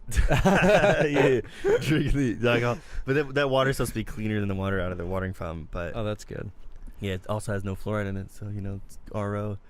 But you can drink it if you want. I don't know if you get drunk off of it. Well, but I know there's some sort of, I don't remember what it is, but it's a liquid psychedelic that it's shamans will use, and they'll take the first drink and then they'll piss ayahuasca? it out. No, they'll piss it out, but they'll save their piss, and the next person will drink their piss, and you can still get drunk, or trip off of it, and it happens about 7 times. After that, it gets so diluted that.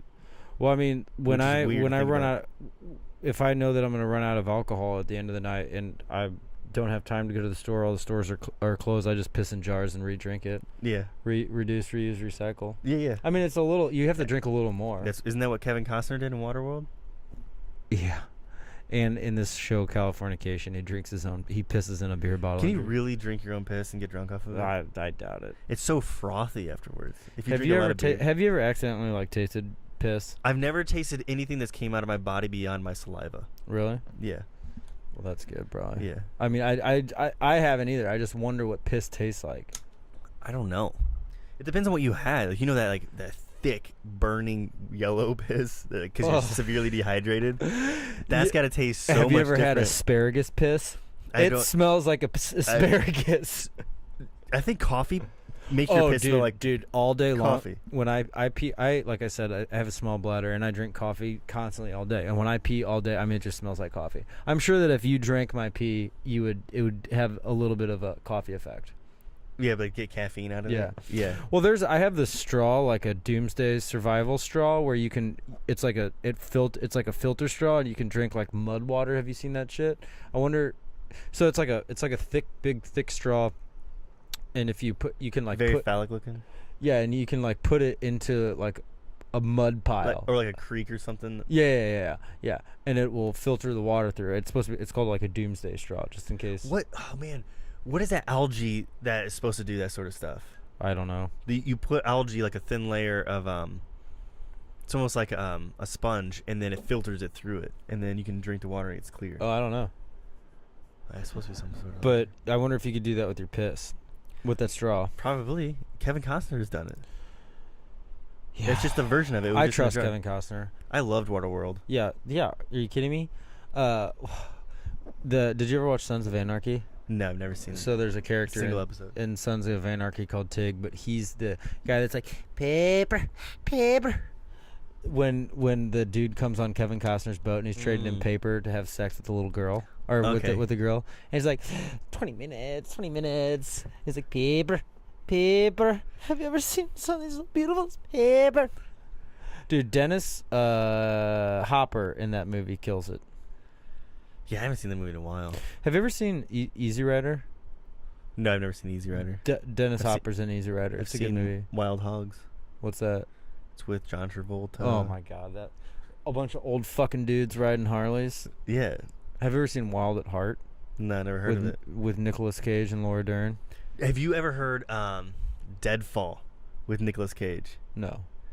Have you ever seen the Nicolas Cage Freakout video on YouTube? Yes. Remember he's like, come on, man, like that, and then he's like talking about like wire hangers and just freaking out. That's that movie. Oh my gosh. That movie is so how he ends up dying in that movie is somebody takes his face and puts it in like the frying oil of a French fry. That would hurt. Yeah. I enjoy watching Nicolas Cage Freakout videos. Everyone hates on Nicolas Cage. He's like kind of like the Nickleback actor. Yeah. But I like, dude. Face Off was great. Yeah, Face Off was good. I even liked Ghost Rider. Con Air's good. Oh, dude, that movie is unbelievable. I always joke around with say, put the bunny in the bag. Dear Casey, I'll be out in 30 days. I have yet to meet you yet, but I'm very excited to meet you. Oh, you know, it's even better than that is The Rock. Oh, dude, I was scared after that movie came out to drop anything, dude. Yeah. So, do you remember the Rock? Dude, that was Sean Connery too, right? No, well, dude, you're about to be blown away by my Sean Connery impersonation. Yeah, go for it. But do you know the woman's name from The Rock? His wife's name? No, I've only seen that movie once in theaters. Okay, well, when it came out. For intensive purposes, we're just gonna call her Casey, which is his daughter from Con Air. Okay. But so the scene where Nicolas Cage is having a nervous breakdown, like he can't do what he's required to do. Sean Connery gives him a little pep talk, and it goes like this: "Winners go home and fuck the prom queen." And then Nicolas Cage is like, "Casey was the prom queen." You know what scene I'm talking about? Like I said, I've seen it when it first came out. Yeah. And then I go in the theaters and I haven't seen it since. I just remember the green things that you couldn't drop. Yeah. Because like some. Remember when he puts him in that dude's mouth and he's like starts foaming at the mouth? Then he like smashes his teeth or something. Yeah, with it? I know he put the ball in his mouth and then punched him in the mouth. I need to watch. So on my list of things to watch definitely is The Rock. I want to watch The Rock again, and then I have it on DVD. Do you? I think so. I want to watch The Rock. We should do that for like a Sunday or Saturday, like. Yeah. And then I really want to watch Last Action Hero. Since we talked about that, I've been. Oh yeah, with Arnold Schwarzenegger. I can do a pretty good Sean Connery and Arnold Schwarzenegger. Arnold's just good. You just got to sound like you're swallowing your tongue and simultaneously throwing it up. Yeah. I have this, and we can do like a little bit on it sometime. But one time when I worked at where you work, someone said ATM, and I was like, Arnold talks movies, and so we should do a little bit where I'll just do an impersonation of Arnold talking Arnold talking about movies, giving a synopsis of a movie. Yeah, and then Sean Connery can come in. The name's Bond, James Bond. Who do you think is the best Bond? Everybody says it's Sean Connery, but he has like, if you put Sean Connery in today's, thing where buildings are exploding and you're walking on top of them as they're falling, Sean Connery wouldn't last because he was trying to kill a spider and he's like, oh, a spider's on me. Yeah. Let me get a spider with my shoe. Well, to be honest with you, Barry, I think that I did a very good James Bond. Well, he's the original. But if I had to pick a different James Bond, I would choose Leonard Nimoy? Daniel Craig. When's Daniel Craig's last movie coming out? I don't know, but I think the next Bond's going to be an African American. That'll be fucking sweet. Remember when they were talking about like Idris Elba. They were talking about making a girl, and everyone's like, no, that'd be cool too. No, we can't have a Jane Bond. Why? That'd be fucking awesome. I think you should just have whatever you want. Who would be who's that actor? It's gonna be James Bond. I think they said Idris Elba. What is he acting? He was. Have you seen The Dark Tower? Okay, I've seen the previews. I know what actor you're talking about. Yeah. He was in something. I think he was in like Sons of Anarchy. I don't remember. He's a good actor though. Yeah, why not? Yeah. Is he British though? No. Oh yeah. Neither was Pierce Brosnan. What was Pierce Brosnan? Pussy ass bitch James Bond. No, where was he from though? The only thing that Pierce Brosnan was good about James Bond was the video game. Yeah, N64. I've spent so many hours playing that game and listening to like Seven Dust, like while playing that. Dude, he was better in Mrs. Doubtfire. He was in. Oh yeah, he was in Mrs. Doubtfire. He was like he was nice in Miss Doubtfire. Isn't he in that one movie where they're trying to figure out who's their dad? Like that's what his legacy is now. Is like you're either a suave secret agent or you're just somebody's dad in movies. What, all Bonds? No, Pierce Brosnan. Oh yeah, yeah. He oh no, that's Dennis Quaid. I was thinking of The Parent Trap with Lindsay Lohan. Yeah. Was he? Oh yeah, Lindsay Lohan and Dennis Quaid. Dennis Quaid and Pierce Brosnan look alike. I can see that. If you can't tell white people apart. Jesus. That's heavy. Yeah, I don't know some of the other ones. Who, the actors in James Bond? Yeah, all the actors. I know. I don't know anymore.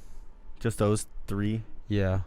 Remember this? Did you ever play? It was only for PlayStation, but it was Tomorrow Never Dies. Yeah. Or was it The World's Not Enough? No, The World's Not Enough came out for 64, and that game sucked. Tomorrow Never Dies was good. I spent so much time, dude. Did you ever play DK mode? Yeah, but you know what I really love was Star Fox. I've been looking for an N64. Oh, dude, I couldn't stand Star Fox 64. What? Did you ever play the one for GameCube, Adventures? Where you were like, he had I never a owned staff. a GameCube. No, dude. I never liked the whole shooting game, like flying through things. I didn't like that. But the adventure is where you're out of the cockpit and you're on a dinosaur island with aliens, dude. Ooh. Alien entities that go into Star Fox absorbs the alien entities into him to help save. So he's the a Scientologist. Yeah, basically. Yeah. Yeah. So Star Fox turned Scientology. But a lot of people didn't like that game, and they never made a sequel after it. They went back to the formula of Star Fox 64. But sorry to cut you off on Star Fox 64. No, it's fine. Oh. But I've been looking for N64, and of course now it's everything like that is retro, so it costs fucking extra. Like we have a Super Nintendo, a Sega, and a regular Nintendo, and we they made it for Super Nintendo, right? Star Fox? They have Star Fox for Super Nintendo. Really? Yeah. That's where it originated from. Well, so my dad, I think. Dude, when N64 came out and Star Fox came out, my dad went to like Blockbuster or something and rented an N64 for me to play Star Fox, and they like gave you like this like big black fucking briefcase that like a super covert deep state agent would use to give $1 million to the lizard aliens that are threatening to blow up the planet. But they wouldn't care about money, so I don't think that's the case. Anyways, but he like went and got it for a weekend, and I got to play Dude, I was so hooked on that fucking game. That and Mario Kart. The only thing that sucked about Mario Kart 64? Yeah. Mine was Super Mario Kart for Super Nintendo. That's the one I played a lot. Yeah, but Mario Kart for 64 kind of sucked because you would go exploring and you'd hit the fucking walls, like the invisible walls, like the Truman Show shit when you get to the end of the thing. But dude, Star Fox, I've been trying to find like, I want to spend like $20 on an N64 and then just rock Star Fox. You just go to any yard sale. They always buy them. People always buy up N64 because they want to play GoldenEye. But you got to have the expansion pack, though. What's the expansion pack? So the first time I ever had it get an expansion pack, it came with Donkey Kong 64. It adds in 4 extra megabytes to it. I love Zelda. Oh, yeah. Dude, the gold Legends of Link for regular Nintendo. Oh, Link's Awakening. Or not, what is it? Link's Adventure? It's a gold cartridge for NES. But there's two Zelda games for that. You have Legend of Zelda and then Legend of Zelda 2: Link's Awakening. I think that's it. Legends of Link. Is that the one where like Link's Adventure? I'm sorry, Link's Awakening is the one for Game I think Boy. It's Link's Adventure. Me and my dad used to play it all the time. It's one where you side scroll. It's like yeah. And like you go inside like the caves and it's like square looking and shit. They had that at the thrift store the other day, and it was for $1, and that's like a $40. Did you buy it? No, I shook it and it made like a bunch of noise. So I was like, "That's $1, dude." It didn't. I don't think it fucking worked. So it'd be cool to have. All right, well I'll go back tomorrow and get it. Because I had the ones with the gray. I had the gray cartridge ones growing up. My favorite Zelda game though of all time is the one for Game Boy. They remade it for Game Boy Color, but it's Link's Awakening, and you're on an island. It's and then you have to wake the windfish, and you collect all these musical instruments, and you make a symphony, and it wakes the windfish. Whoa! But the ending, want me to spoil the ending for you? No, because I might play it. It's my favorite Zelda game. I wish they would just remake it. I would buy. I don't play video games anymore. I haven't played for years, but if they remade, I probably wouldn't actually play it, but I like the idea if they remade it for like maybe like the newest handheld system, whatever that is, remake it in 3D, Link's Awakening. I would definitely play that game. Yeah. I know you can download it on the 3DS like app shop or whatever. Yeah. But I played Pokemon like Gold or whatever. Oh, yeah, I that was played fun, too. like Japanese Pokemon. My uncle, my cousins, they like download before Pokemon was a thing on Game Boy. They downloaded like the green version, the gold version, whatever, in Japanese, and we used to play that shit on their computer. It was so fucking awesome. But you can play it now like super easily. I'll get on there every once in a while and play it. I just forget like all the tricks and stuff. Yeah, I think the number one hack in any sort of video game ever was Missing No, where you would like everybody collected Missing No. Missing No. Did you know if you evolved Missing No, it evolves into a Kangaskhan? Really? Yeah. That's lame. Do you think that there might be someone playing you as a video game character? Yeah, it's me. It's higher me playing me. Yeah. So I had this conversation with my friend the other day, and we were talking about you have paths in life, but I kind of the idea that everything's written, but everything's written. It's kind of like, remember those Goosebump books?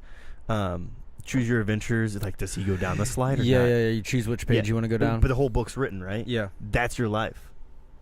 So you choose your adventure. Do you want to move from St. Louis? Turn to page 4. If not, continue reading. You know what I'm saying? So somewhere else, I'm still living in St. Louis. Yeah.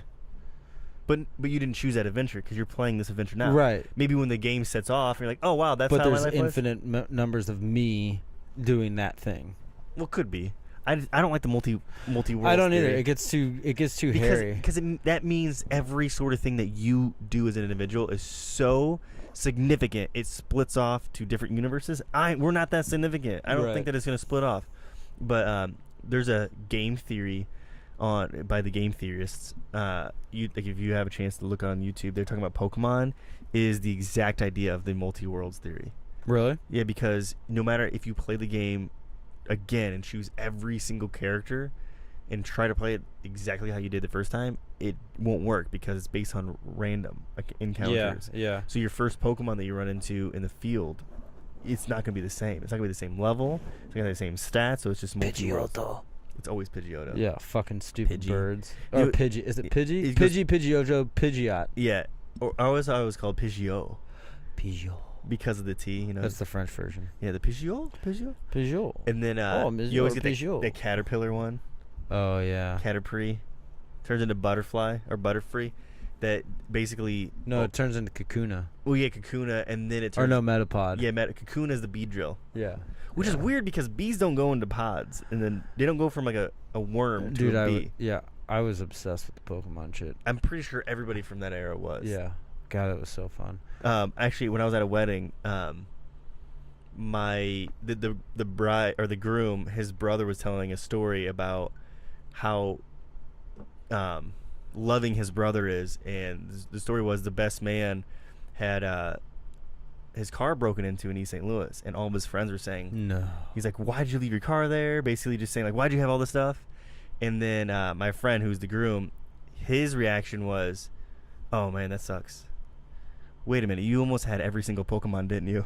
Because this thing got caught, and he's like, that's how I know he cared. He's like, dude, you got all your... Because he still plays Pokemon, like, to this day. Pokemon Go? I don't know, probably the Pokemon Fire Fist or something. That's from Deadpool, too. Fire Fist, that sounds... That's a villain in Deadpool, too. Oh, I thought that was a sexual thing. Well, can be. That's the whole pun of it. But it's actually a real villain.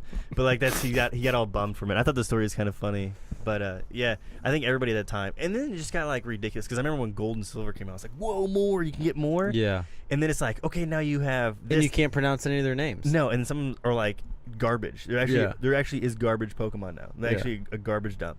But then they just had...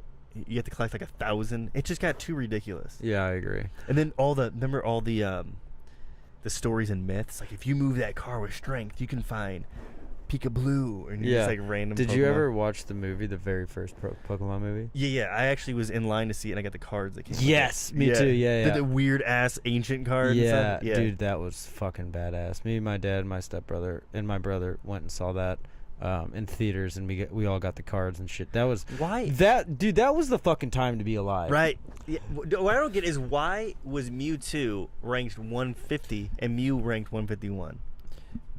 Because it was like the secret. I know, but his name Because is he pooped him out. Mewtwo. Yeah, it was Mew's shit.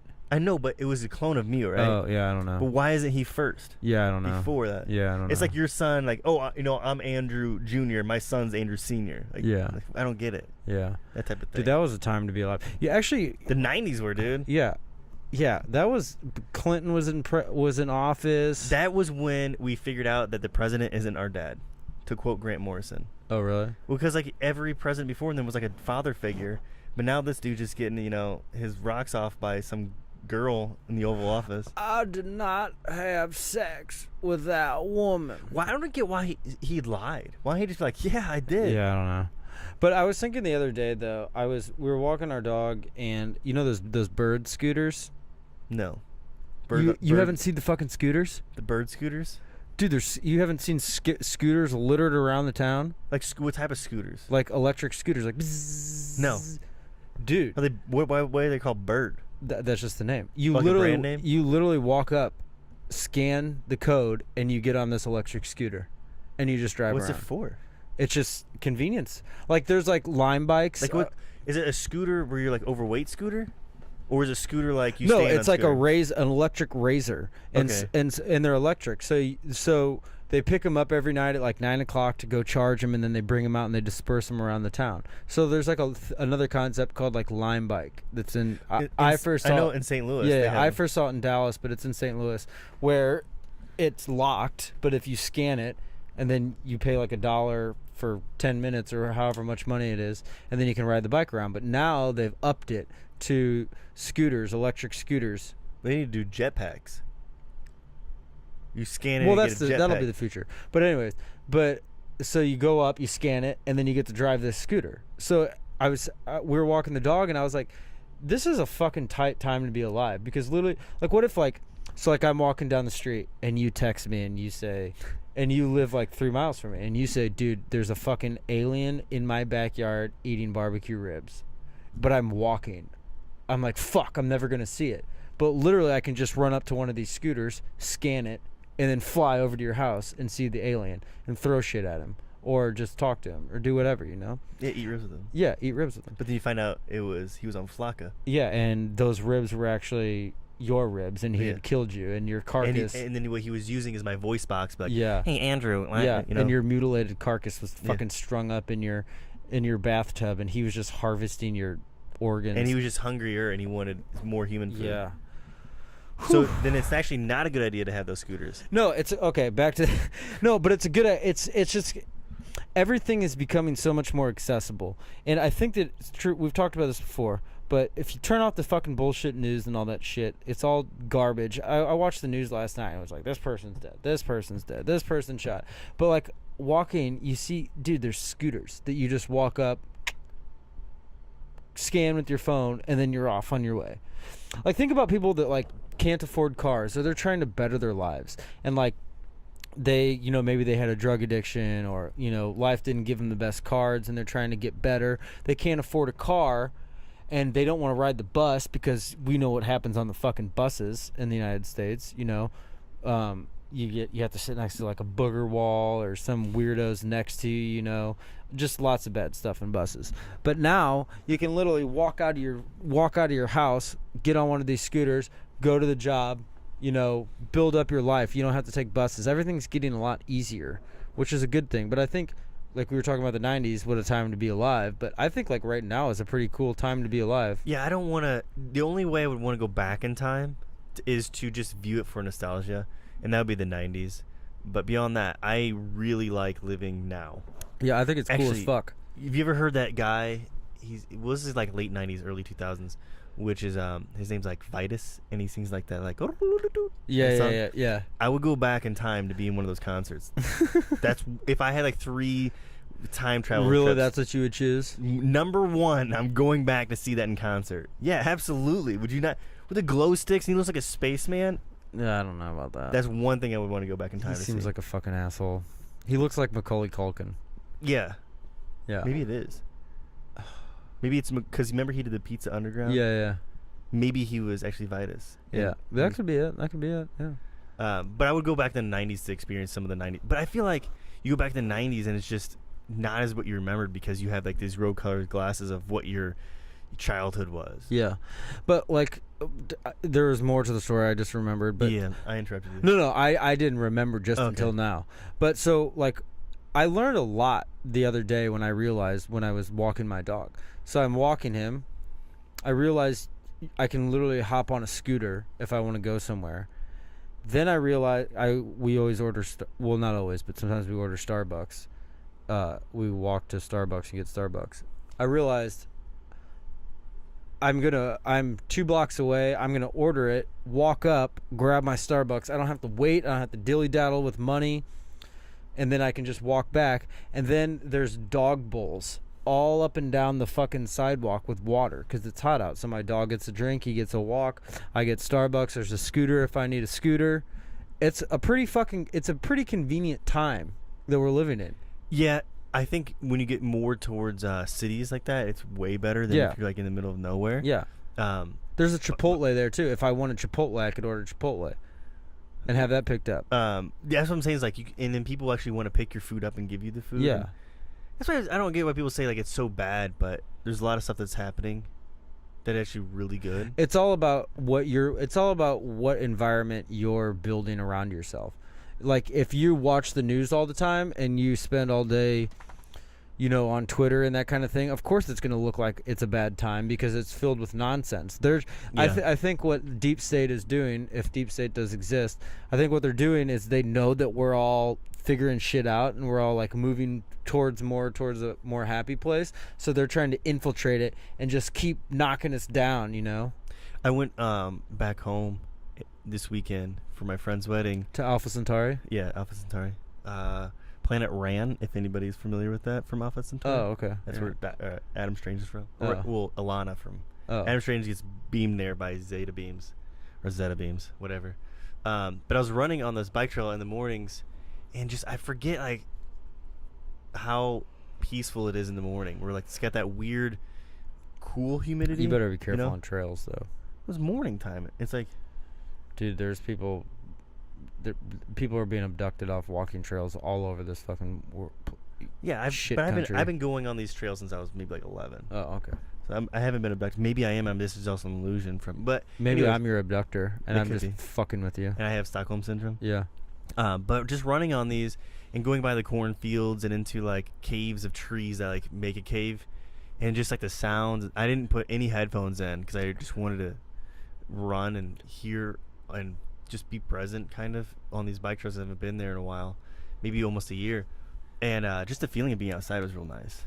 Yeah, it's a good feeling when you take the time to like look around.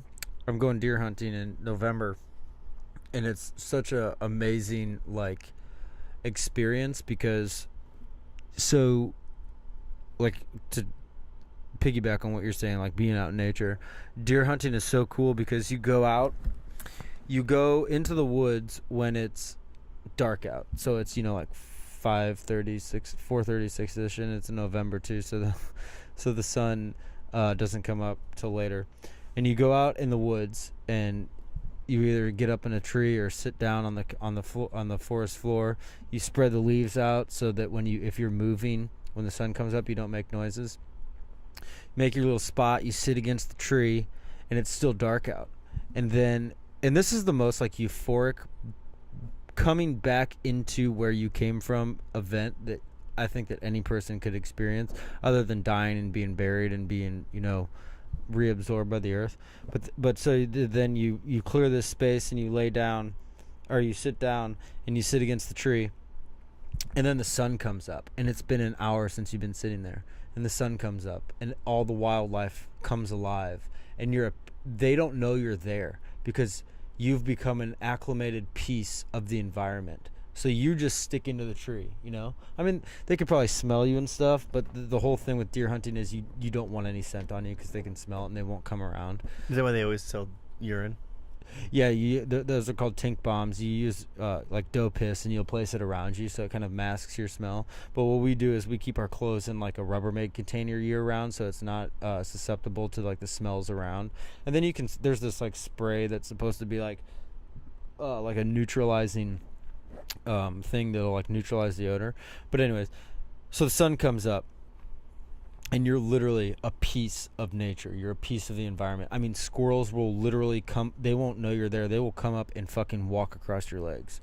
But you told me that one story. Which is hilarious. Yeah. But so you hear all the nature, and like you're just quiet. You're not listening to music. You are a part of nature. You hear shit that you will never fucking hear unless you experience this. What if like you're sitting there? I just had this thought, and then the squirrel's like making its noises, or whatever. It's like, damn, dude. It's like, do you check out the squirrel? No, the squirrel comes up like, yeah, man. They're actually talking in English. Yeah. But it's such a cool feeling because you're quiet, and like everything, all the nature around you you've become part of that tree, part of that ground. And the nature just goes about its business because animals act different when they know a human's present, right? Because we're predators. But in this instance, you are one with it, and like what you're saying, like just take the time to kind of go for a run and not put in headphones and this. Yeah, and just enjoy it. Yeah, but it's fucking beautiful. It's awesome. And then the hope that my brother just said 1,000 squirrels having a concert. Yeah, they're fucking loud.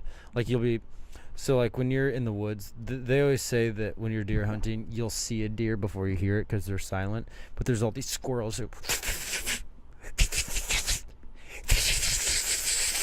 you hear all these sounds. So it'll be like dead silent for like 2 hours, and then you hear and you're like, oh fuck, and your heart starts pounding, and you're getting your gun ready, and you're like, I'm gonna shoot this fucker that comes around a tree. I know he's there.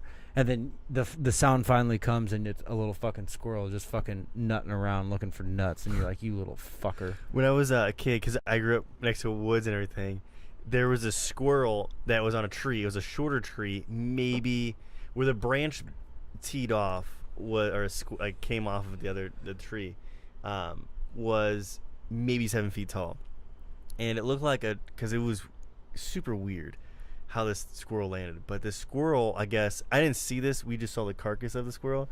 It must have landed on this thing and just smashed its insides because it was like just draped over like this. Oh, on the brain, so it just like died. Yeah. And just left it there. And eventually, after just because like there's no bacteria getting to it because it's not on the ground. Yeah. It just became like this skull. It was really cool. Oh, that's cool. Like our skeleton that's cool. on it. Yeah, that's cool. So we just like left it there. Yeah. But yeah, it's an awesome experience deer hunting because I don't think I've been in like 2 or 3 years. I can't remember. I've never hunted. Really? You can come if you want. Nah, I can't. We can do a this. podcast from the woods. No, just like really whisper. You don't have to kill anything. Nah, I don't want to. So my friend wanted me to watch Captain Fantastic. Have you seen it? No. At all? It's got Aragorn from Lord of the Rings. Hugo whatever Mortensen. And the opening scene is a family gutting. Kane. Come here. I think a moose. They're up in Oregon. It was too brutal for me to watch. All right. Come here. I can't watch that sort of stuff, so I can't. If I actually lived through it, I don't think I can. I don't know. Yeah. I like the detachment from the animal and to my belly. Right. Where it's not alive and on the one. I don't know, but some people say like there's this oneness with it, and you know where your food's coming from, and things like that, which I can understand. I just don't have. Maybe I do. I don't know, but I don't know. Just seeing like oh wow, it's so peaceful, and this thing doesn't know, and its head's just blown off. Well, you don't shoot it in the head. Why not? Well, if it's a doe, you can, but you don't want to shoot a buck because you want to save the head and mount it. But anyways, so you're sitting around. Look at me in the thing. What?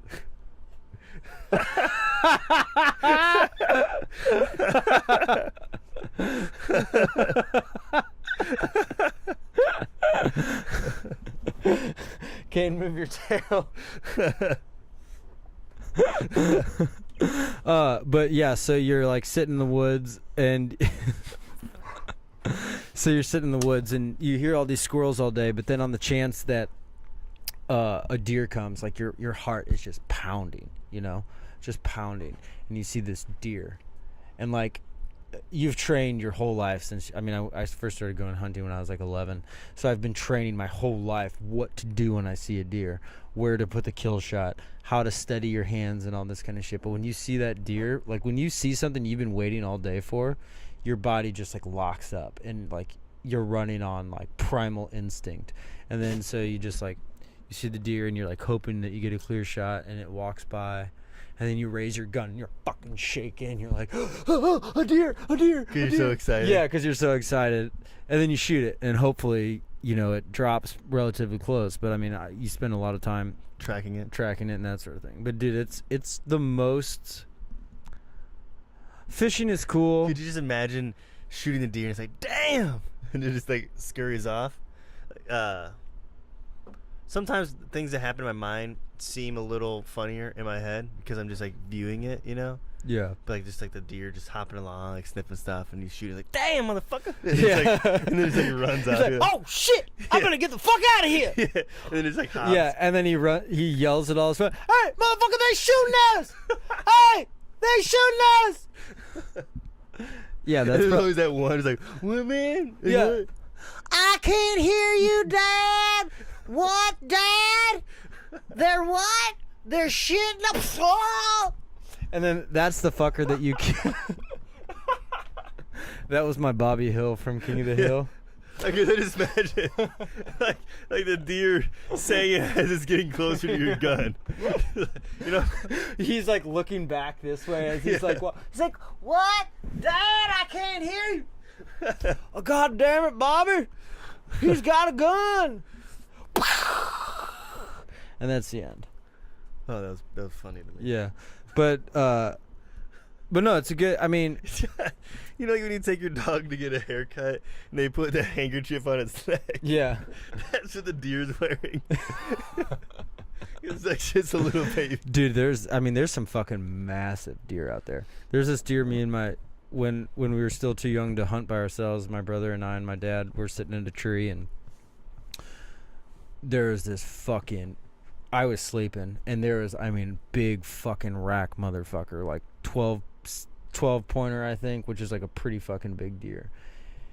And of course my dad is like, Drew, don't move. And of course I'm a kid, I'm like, what? What's that? What? And I make this like too quick of an action, and I fucking turn around, and there's just this mammoth fucking deer. And my dad shot at it and missed it, and I feel bad that I didn't. Sorry, Dad. And I feel bad that I ruined that chance. And I think that people have seen that deer like after, like it's like a notorious deer that no one can shoot. Really? It's probably a fucking alien deer. Or Pokemon. Yeah, or Jim Carrey's fucking inside of there doing reconnaissance, like in Yeah. Pet Detective, and he's gonna crawl out of his butthole. You know they won't show that scene on TV? Yeah, it's bullshit. It's so funny. This is the fucked up thing. This is the fucked up thing.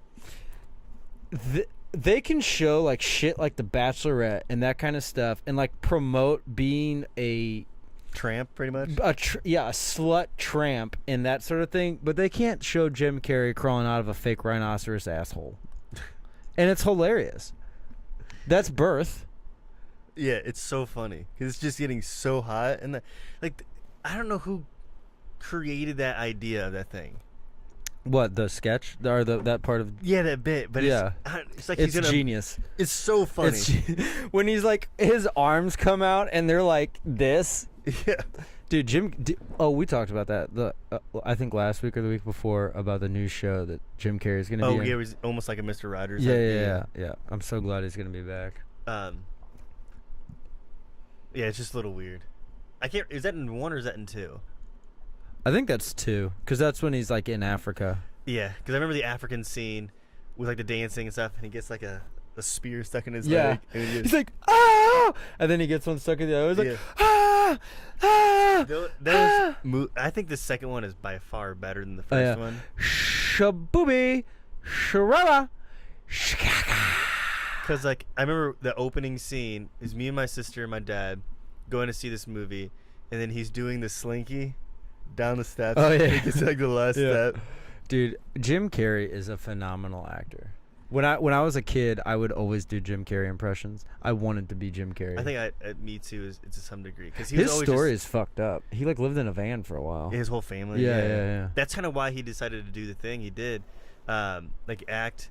I really liked the mid 2000s stuff that he was coming out with, like Eternal Sunshine for the Spotless Mind. Yeah. That like more. That's who serious is doing that show on Showtime. Oh really? Yeah. I really like that movie. Yeah, it's the same. I don't know if it's producer, or editor, or director, or what. And then I don't know. I like Jim Carrey stuff. Yeah, I mean, I know some people just don't like him because he's eccentric, but if you ever see the movie like The Truman Show, it's not that eccentric. Yeah. Have you ever seen 23? That's a really good movie. That's kind of like the thriller one, right? Where Yeah, the number 23 keeps popping up. Yeah, he's the killer basically. Spoiler alert. But I liked him in Living Color. Did you ever see his bits on there? Some of the stuff that I see. Fire Marshal Bill here. Yeah, he couldn't do that too long because like it was like yeah. get stuck.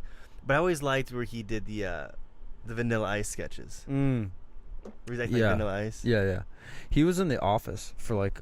He did a little cameo in The Office. That's when they're trying to get somebody to fill in. Yeah. And he's just like, I like the Poconos. I'll probably go to the Poconos this weekend. And he just keeps talking about the Poconos. Yeah. That was the last season I watched. Because once Steve Carell left, I didn't really care to watch it anymore. Yeah. The Mask though is by far the masks. Yeah. The masks are the masks that we wear in everyday society. I was obsessed with the mask as a kid. Oh, dude, I drew it all the time. Yeah, because didn't we talk about that before, too? Because there's always one final moment for kids. Yeah. There's always time for one last kiss. God, that guy was so gross, dude. No one kissed me like Dorian did. That was, who was that? Who's that actress?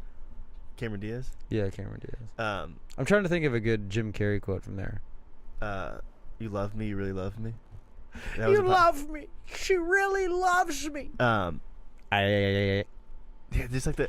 What is it? Like can't make the scene if you ain't got the green. I better make a little stop. Yeah, so weird. Did you ever watch the cartoon of that? Ipkiss. Yeah, that was good. That wasn't Jim Carrey. No, but it was like a good spot on voice of it. Oh, the Finger Lakes. That's what he says in the office. Finger Lakes? Yeah. I'd like to spend some time in the Finger Lakes. Oh, yeah, you just kept saying Finger Lakes. Yeah. Yeah.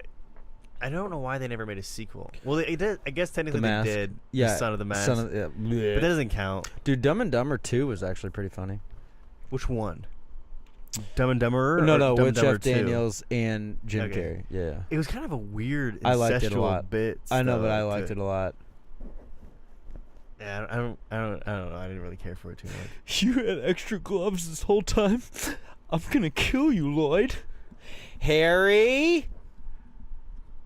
Dude, yeah. I can do really good I can do really good Jim Carrey impersonations. I'm a pretty good impersonator, I think. Hey, who else do you know? Can you do Sinbad? No. Maybe we should have like an impersonation little section. I can't do impersonations though. Here, do you want to hear Shrek and Donkey having a conversation? Yeah. Wait, real quick. Did you ever hear the original Shrek? No. It was Chris Farley. Oh yeah, I did hear that. Yeah.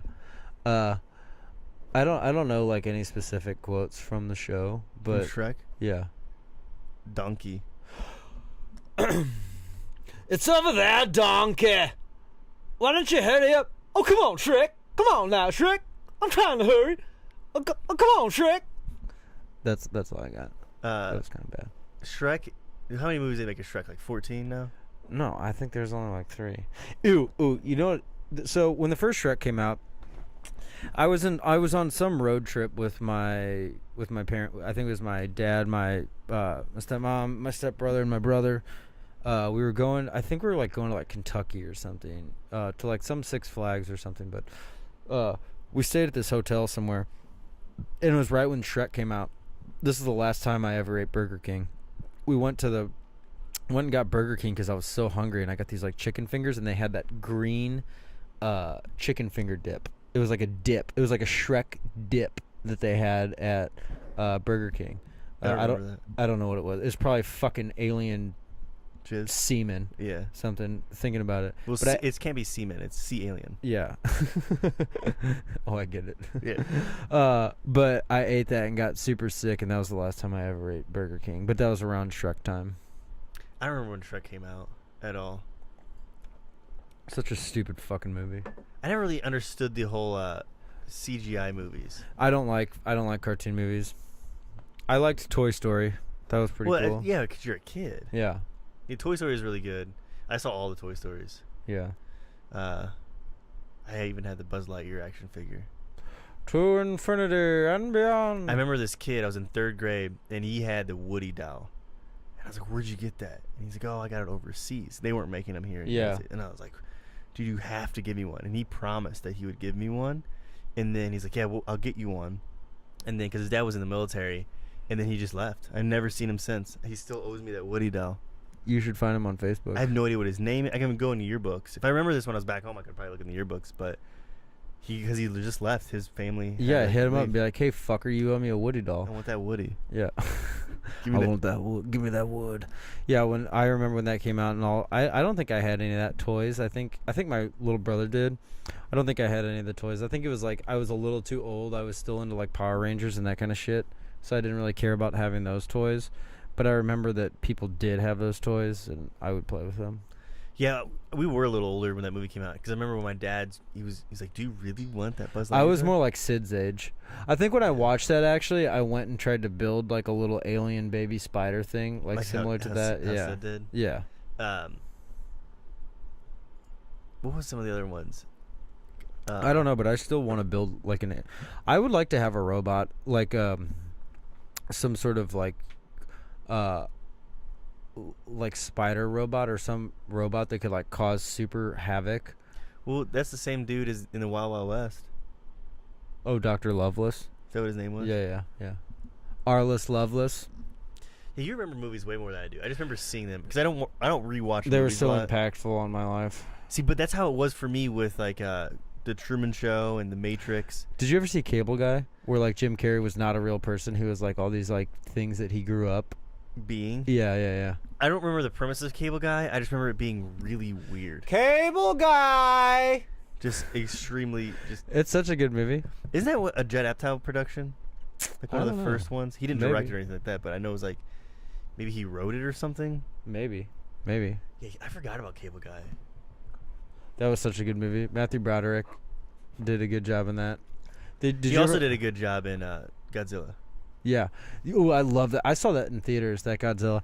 My friend will actually hate me for that because he hates that movie of Godzilla. But have you ever watched like the original Godzillas? When I used to go to Springfield for Thanksgivings and Christmases, my great uncle would always have those on. And do you know what a papasan is? It's a giant like chair couch thing that's like out of a wicker basket that just like engulfs you. Oh yeah. I know what you're talking about. I would sit in the papasans and watch the old Japanese Godzillas. There's a sushi place right by here, Blue Sushi Sake Grill, and they have like a gigantic like projector screen on the wall, and they play Godzilla on it. It's always a treat when I go there and watch that shit. Dude, that stuff. There used to be this movie rental place when I was a kid, and they had like a lot of old time movies, like black and white stuff, like Godzilla I would get, and like the old Little Rascals. But I used to be obsessed with like those old black and white sci-fi, like Godzilla and whatever else. Those were good movies. When I was younger, I would get I always tell you like rewind the movies. Be Kind and rewind. Yeah, I would rewind it to a specific point in the movie where it's like kind of like a spoiler and stuff, but they'd always rewind them anyways. But I was like, somebody to play. Oh, so when someone fucking plays it, that's a dick move. That's what I would do. They even had like the fast rewinding machines, like is your TV or VHS? Oh yeah, it was just for rewinding. Yeah, I think I had one growing up. It was like you sit it in. Man, what a weird device, the VHS. Dude, yeah, I have so many. So when I was like probably 14 or 13 or something, me and my brother Jake, we traded in like anything we could find around the house to Slackers, and we bought like every single horror movie that we could find on VHS, and I still have them to this day, but I don't have a VCR to watch them. VCRs are probably not that expensive. No, I think you can like if you go to Best Buy, you can still buy like those like DVD VCR machines Combos. Yeah. I remember the very first DVD I've ever watched. What was it? It was Sleepless in Seattle. no, I can't remember the exactly name. Kevin of it. Costner. No, it was a Waterworld. space movie. Spaceballs. No, it actually just Lost in Space. Space Quest. Space Quest. Was it Space Quest? Galaxy Quest. Galaxy Quest. That's it. That was obviously I don't remember, but Galaxy Quest was the first movie. I remember I was over at my friend's house, and his dad's. I was like, "What is this thing? How do you rewind?" I was asking him like dumb questions. Like, "How do you rewind this thing?" He's like, "Oh, you don't rewind it. You don't rewind this." And I was just like blown away by it. And then they all wanted to play outside, and so I just sat there with my friend's dad watching Galaxy Quest. Oh, nice. It was so cool. The first DVD that I ever watched was a skate video. I think it was like a Etnies or some sort of skate video. But then the DVD that I watched after that was a music DVD. And the first time I ever saw like a music DVD, I was just like, what the fuck? Like you can watch concerts on DVD. Yeah, those are awesome. Every Thanksgiving, my uncle would buy a new concert. And one that was kind of a staple, because if we watched one, sometimes he would bring them over on Christmas, but Thanksgiving, he would always have like 2 or 3 concerts on DVD, and we would watch them. And then towards the end of the night, he would always put on Concert for George. Oh, nice. Have you ever seen that? Yeah. Oh, it's so good. Yeah. That was the one we always ended with. I always watched when I used to be like a metal punk kid, but then I got into jam bands like Grateful Dead. But the first like concert DVD I ever saw in that like genre was you know who the String Cheese Incident is? No. They're a jam band. They're fucking brilliant. But they have like this, I forget what the name of the DVD is. But they have a DVD. It's like Winter Carnival or something. I think it's Winter Carnival. But they have these like extravagant shows. Like it's like there's like the performance, but then there's like an audience interaction. But it's like one of their concert DVDs, and they had like these fucking jellyfish going through the audience, and it was just this really like mesmerizing DVD because it had like their music in it, them playing their music, but like also like the preparation for the show and like all this stuff. And like I'd seen like metal concerts and punk concerts, and that's just like you go, you see the show, you see the music, blah blah blah. But this was like the first time that I was like exposed to like, I guess, quote unquote hippie life, or you know, like jam bands and that sort of like lifestyle. And I was just like, oh my god, like there's more to a concert than just the music. But that was like, I mean, I had seen other DVDs, but that was like definitely like one of like the first like I think that was the first music DVD I had seen. Yeah, I don't remember my first music. But that was like mind blowing that you could. I mean, that changed the game. Like watching music concerts on DVD. You know? Yeah. Yeah, I know Muse will do theirs on like the Olympia Stadium. They'll have like you actually go to theaters and watch it. Well, and it's crazy now. You can fucking live stream. Yeah. Concerts. Well, I guess like now because it's a little different, but back then like in order to seek out like, oh no, they're coming out with a new Jimi Hendrix one, Isle of Right, and you can watch that. It's never been recorded live. You can't buy it on anything but this DVD, and like he plays like the Flying V guitar. Yeah. Like it was like kind of like interesting to see that sort of stuff. Yeah, like stuff captured. Pink Floyd ones. Yeah, stuff captured in time that you hear about, but now it's like it's available to watch. That's kind of why it's really, I don't know how they got these video cameras in there, but some people have recorded like old Led Zeppelin shows on VHS or whatever that big thing that they had going on was, and they upload them to YouTube. Like, man, I'm so glad you had that because nobody really thought about recording. Dude, Woodstock stuff. I love watching. I have like a DVD set of like old Woodstock stuff, like like the big people, but there's no one ever talks about the Grateful Dead set from Woodstock because it was like raining and it was like kind of a shitty set. But there's like footage of that, and it's cool. Like when you're into that sort of thing, watching old footage. Who do you think was the number one out of all that? Was it Jimi Hendrix? You think? At Woodstock? Yeah, like he was like the main. Like to this day, I mean, when you think of Woodstock, what's the number one band? Yeah, is probably it the Jimi Who? Hendrix. The Who or Jimi Hendrix. What about CSNY was there? Santana was there. Janis Joplin there? I believe so. Yeah, there's a lot of people. Like Joe Cocker was another one that was a big one. Dude, he did hands down the best version of With Little Help from My Friends. Oh yeah, for sure. I love. Is that Joe a Cocker. Beatles song? It's a Beatles song. Yeah, Yeah. yeah, But they played on the Wonder Years. yeah. For a while, Dude, that was a good show. when they started re-airing the Wonder Years, they wouldn't have that song Yeah. because they couldn't get the rights to that song. You know what was awesome was I think it was like Nick at Night or something way back in the day when I first got a TV in my room. It was like Pete and Pete and then the Wonder Years. Dude, I love Pete and Pete and Pete Arnie. I always wanted to get that tattoo.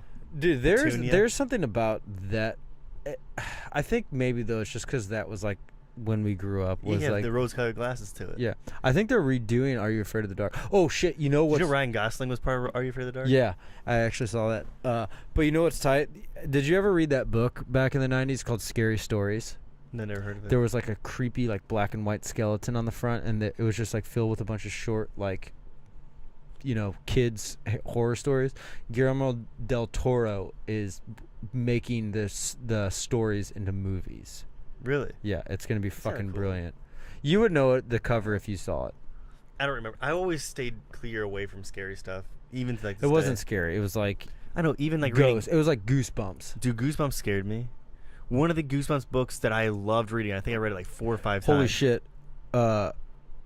We were just talking about String Cheese Incident. I'm friends with their percussionist on Facebook, and he was on there. Oh, is he still on? You can't tell. Oh, okay. Jason Hahn, he's the percussionist, but he was on there. That's pretty cool. But it was the Alien book. It was a 2-part book, part 1, part 2 of the Wait. Goosebumps. The aliens come down. Do you remember that one? Yeah. That one was so good. Dude, did you ever see the movie of the botanist that was like making like plants No. that ate people in the basement? I only saw one, which is the puppet, and I'm out. Oh, dude, that was Couldn't do- so fucking awesome. I couldn't watch it, man. It was too Slappy. scary. Dude, I think it's Slappy. I think they were called Slap. There's like Slappy 1, 2, and 3. yeah, yeah, and then they had the Halloween one. It was Ooh, like that was a good one too. yeah, I couldn't do those, man, because were they on Nickelodeon? Yeah, yeah. Yeah, those are too scary for me as kids. Well, they made it. Yeah, they made them into shows, but the books were better. Did you ever read Animorphs? Animorphs, I didn't understand the premise of Animorphs because, like, okay, so if you stay in your Animorph form for too long, you become it. Why don't you just change into a human and then stay in that form for too long and you're the human? Yeah. Well, and there was like the weird alien. And they like, go into your ears yeah, and stuff. yeah. That shit was tight. I liked Animorphs a lot, actually. I forgot about Animorphs. I wonder if they're still making Animorphs. I wonder how many more times I can say Animorphs. Animorphs. I don't know. How many more times can you say Animorphs? Probably 0. Yeah, but Animorphs was such a good book series. Yeah. I'm trying to think of the other book series that were good. Yeah, I don't know. Do you want to take a short break? Yeah, we can take a short break. All right, we're gonna take a short break. I'm gonna play a little song while we take this break. This is a song that I wrote. It's called Spunk. I wrote this about 4 or 5 years ago. Enjoy this while we take a little short break. We'll be back in a few minutes.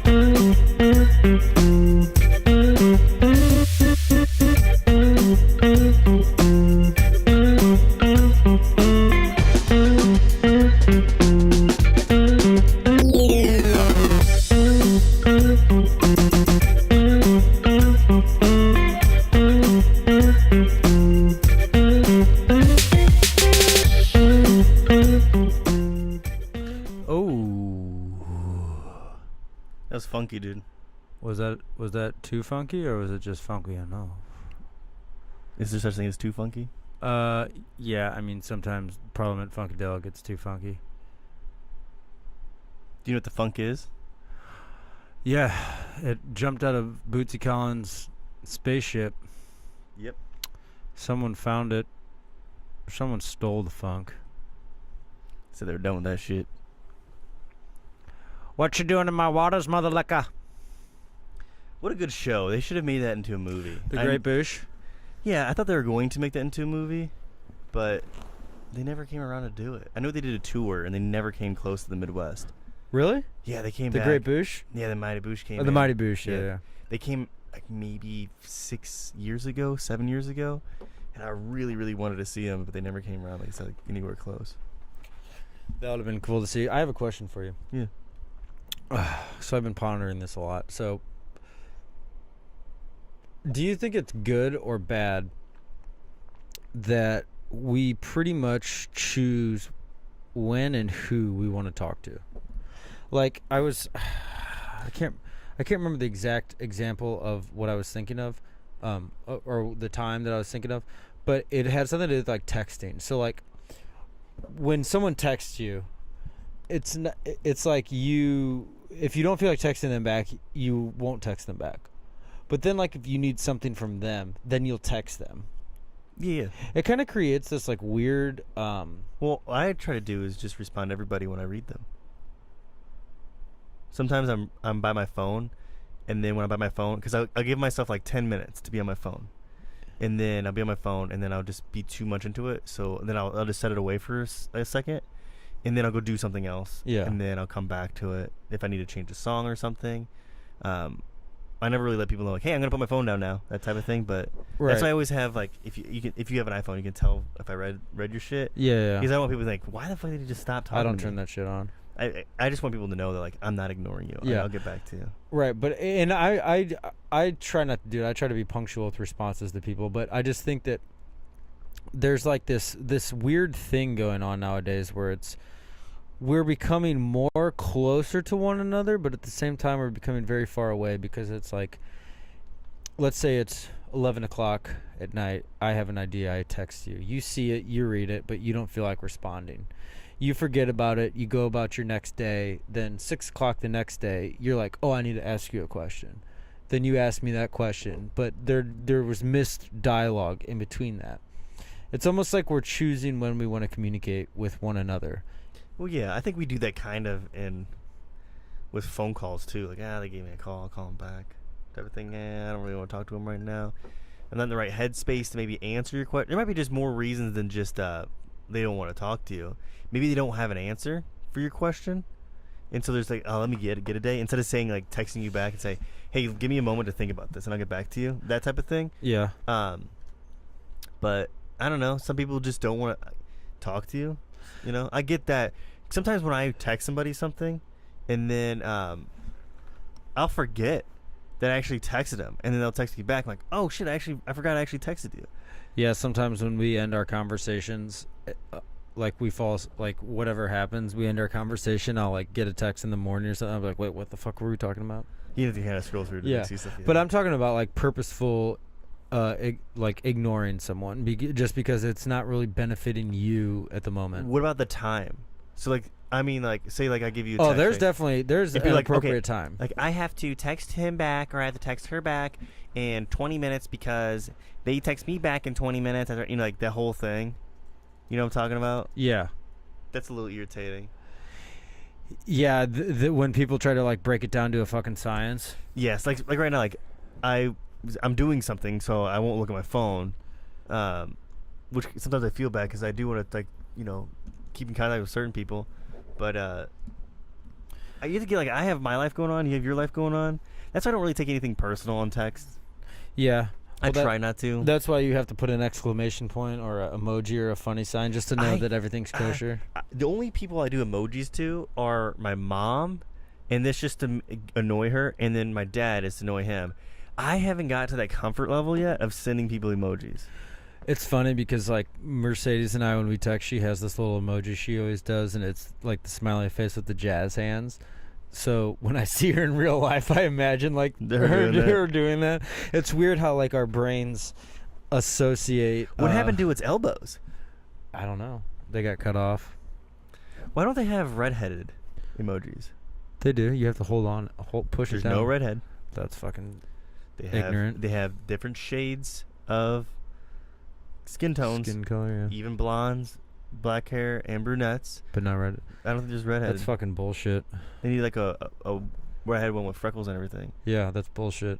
Maybe they updated it, but since I checked, I don't think have it. Yeah, they're trying. The deep state's trying to get rid of gingers. They're trying to put them out of existence. I don't know. I'll do emojis to my friends, like one of my friends, just to make him laugh on the stuff. But my uncle said gingers no. As in, like N-O, K-N-O? Like, no, W? He just said gingers no. Like, as in, we're not supposed to say gingers, or they don't get emojis.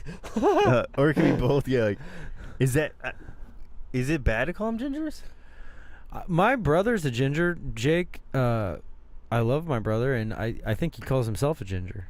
Oh, okay. Maybe it's like one of those taboo foul pows where you can't. Kind of like if you don't call them Eskimos, you call them Inuits, and Eskimo is now a racist term. Is ginger now a racist term? I think it's foxpox. I think it's racial foul pow. Do you know what foul pow is? No, I don't. I don't either. It's a French term, something to do with fashion. I just like it. But how is being a ginger a different race? I don't know. But it's not a different race. But no, we're all humans. Back right? to the texting time. Oh thing. Yeah, I don't really do the emojis, and that's it. Should I start doing emojis? Yeah, I would appreciate some emojis. Okay. Do people enjoy emojis? I don't know. I just don't know. It's kind of like picking out a present for somebody. Like, I don't fucking know. I think when you're in like when we have our conversations via text, I think that emojis like express things in a certain way. So like if you're trying to like hit a topic home and you cap it off with like a really, really well planned out emoji, it's like it adds punctual to it. Like if you're like, you know, if you're talking about psychedelics or something and you end it with like a mushroom emoji, I'll be like, the dude's head. Yeah, exactly. I'll be like, oh yeah, you know, it kind of adds like, it adds like an element of like, you know, impact to it. Yeah. But with the time things, I'm sorry. Yeah, the time thing. Yeah, I don't know. I think that back in the day when you had like telephones and you know there was like a certain time where you would it was appropriate to call, you know. I think there's a skit, like a comedy skit probably somewhere on this, but like back in the, you know, like the early 2000s or something, before we had text messaging and stuff, like when you're like sitting around with like your family and stuff, like if it's like 9 o'clock on a Sunday and you're all sitting around, you know, watching X-Files with the lights on or something like that, and like the phone rings at like 9:30, you know, like to me I would be like, who the fuck is calling right now, you know, like that sort of thing. Oh yeah. You know, like that. Or if it's like 6:30 in the morning and you're like sleeping and the phone ring, it's like, who the fuck is that? Who's calling? Dude. Either there's something wrong, or like why the fuck is the phone ringing at 6:30? That's when those telemarketers would do it. Because they don't know the time zones. Well, yeah, because they're in fucking India or some shit. So they would just. I remember someone would call in 3 in the morning. Yeah, but like I liked that time. It was like quiet hours for society. Like we used to have like a quiet hours for society, right? It would be like on like Sundays, you know, like 6:30 to sleep time would be like family time. That was quiet time. And then in the morning there would be like quiet time till you go to school. Now there's no fucking quiet time. There's no off switch to like being absorbed by something. Like to this day, or you know, recently I watch X-Files now at night like I did in my childhood, because I'm having a quarter life crisis and I need to go back to my no, I'm just kidding. Yeah. But I watch X-Files, but like people are hitting me up on, you know, messaging here and there. There's no like accepted like quiet time now, you know, unless you put your phone away, which is very hard. Yeah. It's kind of detrimental, I feel like. You know, like I feel like a lot of times nowadays people like they put down their phones. You know, like girl and guy, they get home from work, they're 9 to 5, they cook dinner, they do whatever, they're on their phones the whole time. They lay in bed, they do the checking phones thing, and then once that's all said and done, they talk to each other for 10 minutes and then they go to sleep. There's not like that connection, like that real. But maybe that works for them though, you know? Yeah, but it's creating like, I feel like it's like creating like a false connection. You're connecting with the outside people that aren't here, and then you're spending less time connecting with the people that are right in front of you. I saw this thing today, a meme that was like, we spend more time talking to people that are 7,000,000 miles away than we do people spending time with people 7 feet in front of us. Yeah, I think Kanye posted something about that. When I talk to people, I try to put my phone away. Oh, dude, I when I go to meetings for work and like I see phones on the table, I'm like, you don't fucking care. That's more important than me, or that's more important than the subject at hand. That is like what do you think the psychology behind phone up, phone down, or in the pocket? Who talked about this? Someone talked about this. I always talk about this stuff. No, I know, but someone that was on another podcast. Oh, really? Yeah. I think it was like not Jordan Peterson's. Maybe Sam Harris. Because I feel like if you have your phone screen up, that means you're more actively into your phone than. I think if you have your phone visible, it doesn't. Phone down doesn't matter. Well, I feel like you have something to hide too, because you don't want somebody to see. Exactly, and you're like, well, I don't want you. I'm talking shit about you, and I don't want you to see. But I think both things are as equally as wrong, because I think that I don't agree with being clean cut and wearing nice clothes to a job. I mean, dressing relatively nice, but the whole facial hair thing, having long hair, we've talked about that fuck that shit. But yeah, my friend just cut all of his hair off. Yeah, that's not. You don't need to. Who fucking cares? You know, But you have a life. You have a life outside of work. Yeah. But anyways, made me bummed. Yeah, but coming back to it, when you put the phone on the table, that's like it's like a token. It's like a symbol showing that I'm going to talk to you, but I still have to know what's going on down here. So you don't have my full attention, because when that phone's on there, they're paying attention to that phone, you know, and what's going on with that phone, and that sort of thing. So I think it's bad for business. Yeah. Like meetings, like when I go to meetings, like my company meetings, I don't bring my phone because I want to pay attention. I want to know. Yeah, I don't like the idea of I don't know, being actively into a conversation and then again I have my phone on me. But if I'm not interested in the conversation, or if like let's say there's multiple people, if it's just you and I, it's different. But there's other people and I just like, okay, I don't really have anything to add. Yeah. And they're not really talking to me, I'll just pull it out for a second and see.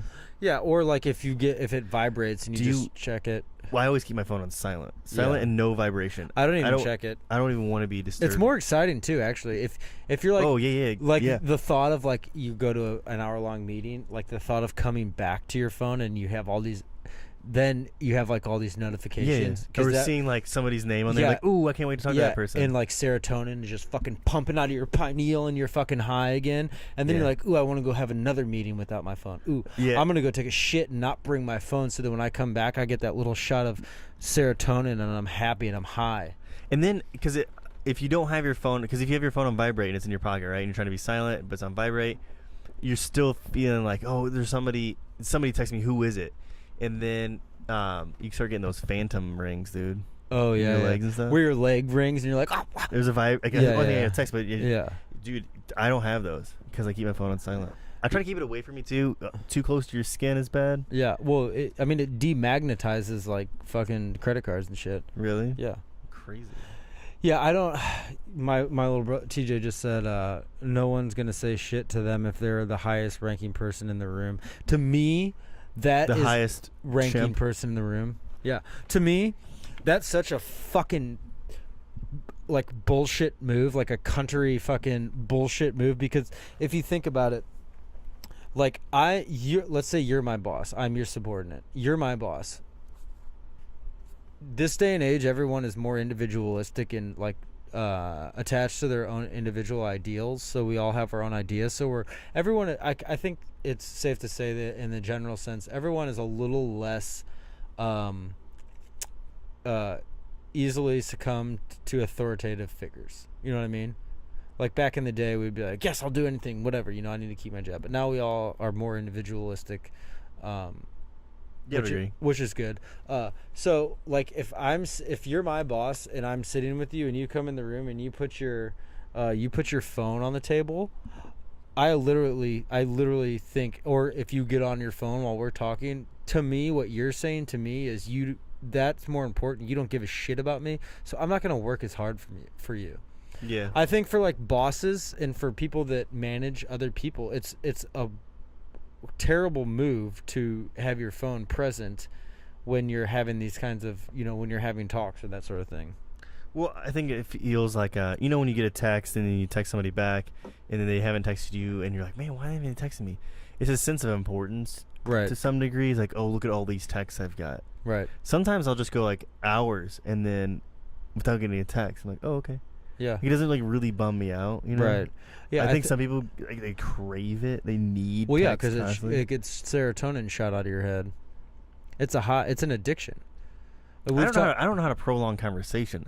I try my best with like certain people to prolong conversations. I don't want to. Why would you want to? Only because I can hear from them, type of thing. If that's like the only. It's because we all are we all want to make sure that we're okay, that they're okay. Oh, I feel like there's like a really like false sense of like people feeling like, is this person mad at me? I texted them 2 hours ago. They haven't texted me back. I don't mean that. Like that doesn't. I don't really get that. Because sometimes if I text a person and they just haven't responded, I kind of forget about it. But I mean like I don't know. Just certain people I just want to like. That's the only form of having a conversation, which is kind of like a bummer sometimes. But like that would be the only way to do it. Yeah. But if it's just like a good example is like my friends back home. Texting them, and that's the only way I can really have a conversation with them because one of them works nights, so that's the only way I can kind of like talk because while I'm awake, he's sleeping, type of thing. Right. But and then some, people fall away and stuff, or just get ideas out real quickly. Like what you and I do is just get ideas out real quickly, and nothing's like paragraph by paragraph type of thing. But I don't know, like sometimes that's the only way. I don't know why I keep repeating myself. What was I talking about? Texting. Having your phone. Oh yeah. I guess honestly, the most of the time I talk to people, it's gonna be paragraphs. Yeah. TJ just said. He said I also had an interview a couple weeks ago where both people I interviewed with were texting in the middle of the interview. At that juncture in time, get yours out. I would literally stand up, piss on the table, piss on the desk, just take a shit in my hand and throw it at their face and be like, go fuck yourself. Get on your phone next time. If you see them on their phone, get on your phone, and then be like, "What are you doing?" Yeah, just like I'm doing what you're doing. I'm trying to follow your lead. Yeah, I'm just mirroring you. That's what you should do, dude. If I like when I interviewed you, if I would have gotten on my phone, you'd been like, "This fucking asshole. I'm not fucking working here." It's so disrespectful. If you're a person in power in your interviews, or the laughing. What do you mean? Like, so let's say I'm interviewing you, right? And I get on the phone. We're talking. I'm like, okay, so tell me about yourself. And you're talking about yourself. Why are you interested in this company? And I get on my phone and it's like, oh, don't worry about that. And then Brad just sent me a picture of a big horse wiener. Yeah, like, just hanging there. You'll have to meet Brad. He's funny. Yeah, you'll meet Brad if you get hired on. And then you just do that like laugh. It's just like oh, okay, yeah, Brad. Yeah. I don't know. I hate interviews too, dude. That brings me to another point. Another thing that I just thought of that I really despise, and that's interviews in general. Yeah. They're fucking bullshit. What is it? I think that here's the thing: is like, okay, so companies interviewing you, right? They want you to think that you have to get the job. No, I am giving up my time to be with you to make your company money. And they want to hear answers, and this is coming from someone who was trained to interview like a hawk. The previous place that I work had a very good interviewing system, and almost too good for what the job entailed. But it's almost like I need you to prove to me that you're good enough, even though we're 15 people understaffed. I need you to prove to me that you're worthy enough to me to give you a little bit of money for. I'm basically what I want. Basically, what I want from you is I want you to work 8 hours for me, but I only want to give you $4 an hour. But I need you to sell yourself to me. Yeah, I hate interviews, especially like that. It's like. Sometimes I'll just apply to random things, just jobs that I consider bullshit jobs, just to talk to them on the phone or not to go to interviews. And it's just funny to me. Yeah. Because, like, you're spending your time. That'd be so fun. It's like sometimes to have an interview for something that you don't really want and just fucking troll the fuck out of them. I haven't gone to one yet to do that, but on the phone I have. Yeah. Just to troll them. Yeah, you could be like, so tell me about accomplishment that you've done and you're proud of. Well, so my neighbor, he's really annoying, and I'm pretty sure that he was doing some bad things. So I burned down his house. I'm really proud that, and I didn't get caught. I'm really proud about that. Just troll like a fucking interviewer like that, because it's such a bullshit, unnatural thing. Like, you have to, like, literally, the person interviewing you is there to make money so that they could do things that are not their job. Dude, I kind of want to read you some of the resume stuff that I'll send out. You want me to read you one? Yeah.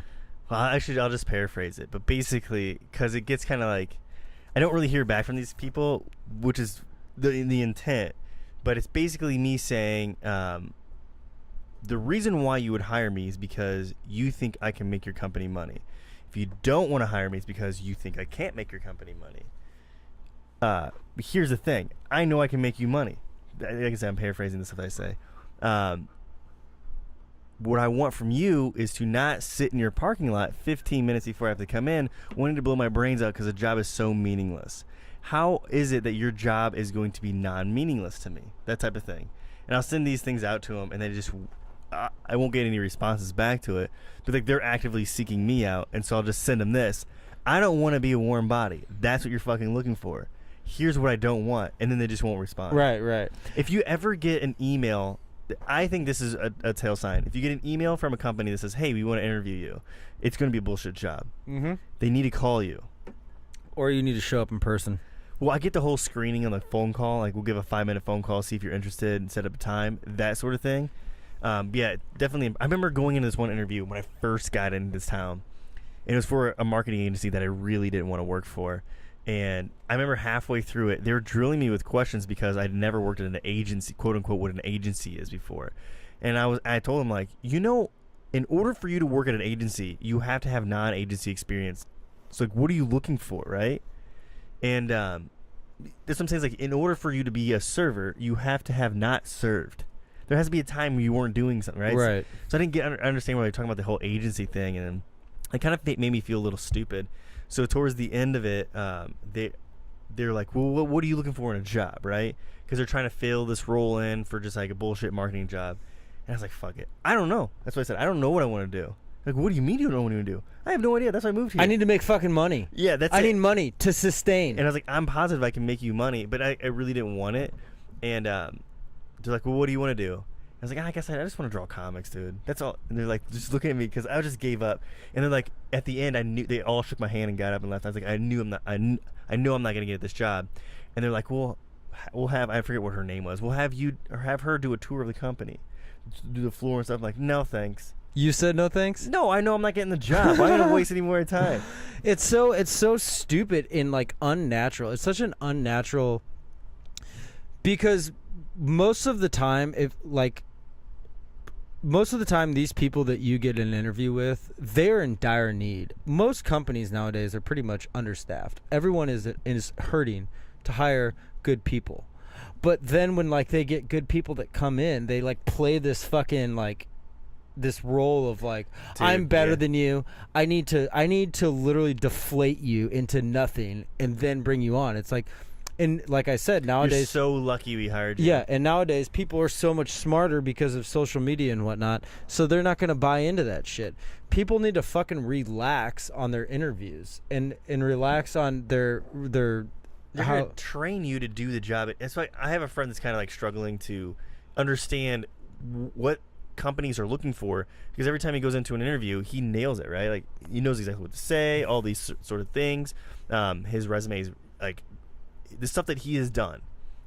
He's a shoo-in for any job, but somebody just won't hire him. Yeah. And he's like, I don't get it. Like, what is going on? He's like, I don't know what it could be.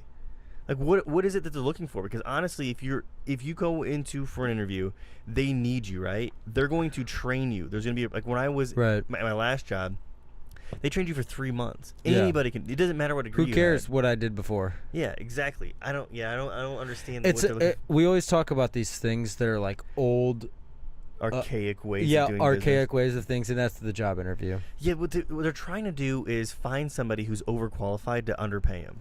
That's what they fucking want. Dude, that's perfectly said. Someone overqualified to underpay them, because then it's less work. Like when I interviewed you, we shot the shit. I was like, "What's your favorite band?" Oh, you like, I still like abided by the script, but it felt more personal, because honestly, what's going to happen is I'm going to be spending a lot of time with you. Right. So you want somebody that actually they can perform the job.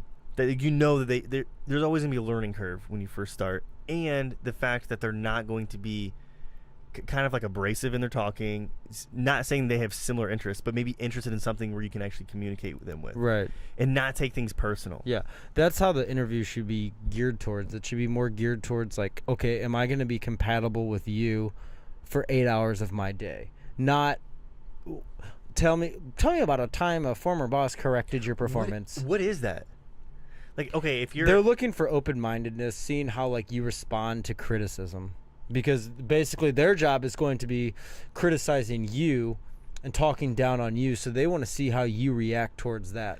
When they ask you questions about what is basically your weakness, why is it not a good answer to say, if I have a weakness in a field that I actually want to succeed at, I try to make it not my weakness. So if I tell you what my weakness is right now, it's not going to be my weakness in a week or two. You know what I'm saying? Right. What the fuck was that noise from? I think it was from the computer. Oh, okay. So like an example is like, okay, you can't draw hands. Well, I just can't draw hands. I go in to be like an interview to draw something. Like, I can't draw hands. That's my weakness. I'm stuck with it. I can't draw hands. Why would you want that to be your weakness? Right. And continue for that. If you acknowledge it is your weakness, right, fix it. These questions are stupid, and they're always like my last boss, when she like was interviewing me, her face was just buried into a piece of paper, and she's just like this dorky, supposed to be like a higher up boss, like assistant VP or whatever, and she's assistant VP to the VP of the CEO of the LG5. It's just like these square dumb names. Yeah. And I don't understand interviews. Like, you're just gonna train me anyways. Why do I need to have? It's funny, yeah. Oh, it looks like you spent 3 years in outer space. Okay. Wait, so I see that you did not have a job from 2012 to 2014. What were you doing during that time, and why did you not? Could we call your previous employer and ask them about you? It should just be like, give me a link to your Facebook account. Yeah, that wouldn't happen with me though. Yeah. Yeah, I don't understand that. The job thing is so silly. Or not the job thing, but the interview thing. Yeah, it's so silly, especially. You go through different rounds, and you get the first one, and then you get the second. Yeah, and then it's like, you make it to the fifth round, and they're not paying you. Yeah, and then it's like, sorry, we found someone who's more qualified. What do you mean, someone's more qualified? I have a degree in the field that you're asking for. Like, what do you mean? Yeah. I always, when they say like, oh, we went with a better candidate or a more qualified candidate, I will email them. This is the thing that I hate with companies is they act like they're your buddy. Oh, we're going to hire you in this for this position. You come in an interview. We'll have this time. And then if you have any questions, just please let us know. We'll be happy to answer them.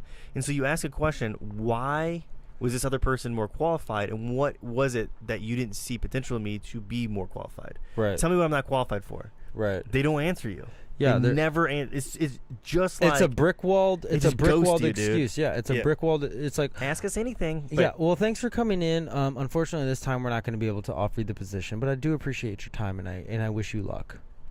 That shit irritates the fuck out of me is when they say, "Oh, we wish you the best luck in your future endeavors." Like, do you really? Yeah. No, you don't. Basically, care. if you just reorganize the words like Tom Riddle and Harry Potter, it says "fuck off." You know what's really funny too is those people doing those interviews. Not most of the time. I'm just making a general assumption, just for comedy purposes. Mm-hmm. But most of the people those times, or not most of the people. Imagine like that person saying that to you. They literally go home and tweet or like Facebook something, and they're like, truth is where it's at. I'm true. I'm so true. I'm so real. Hashtag honest. Yeah. Hashtag honest. Hashtag blessed. This and that. It's like I feel like a lot of people just like are certain forms of what they need to be in certain situations. You know, like when I'm at work, I cuss a lot. Like, I mean, I fucking cuss a fucking lot. You know, I can't help it. It's just if I was an artist and like my shtick was to use a certain shade of blue, that would be fuck. You know, it's just my thing. You know, I'm not gonna apologize for my potty mouth. I'm working on a lot of shit in my life, and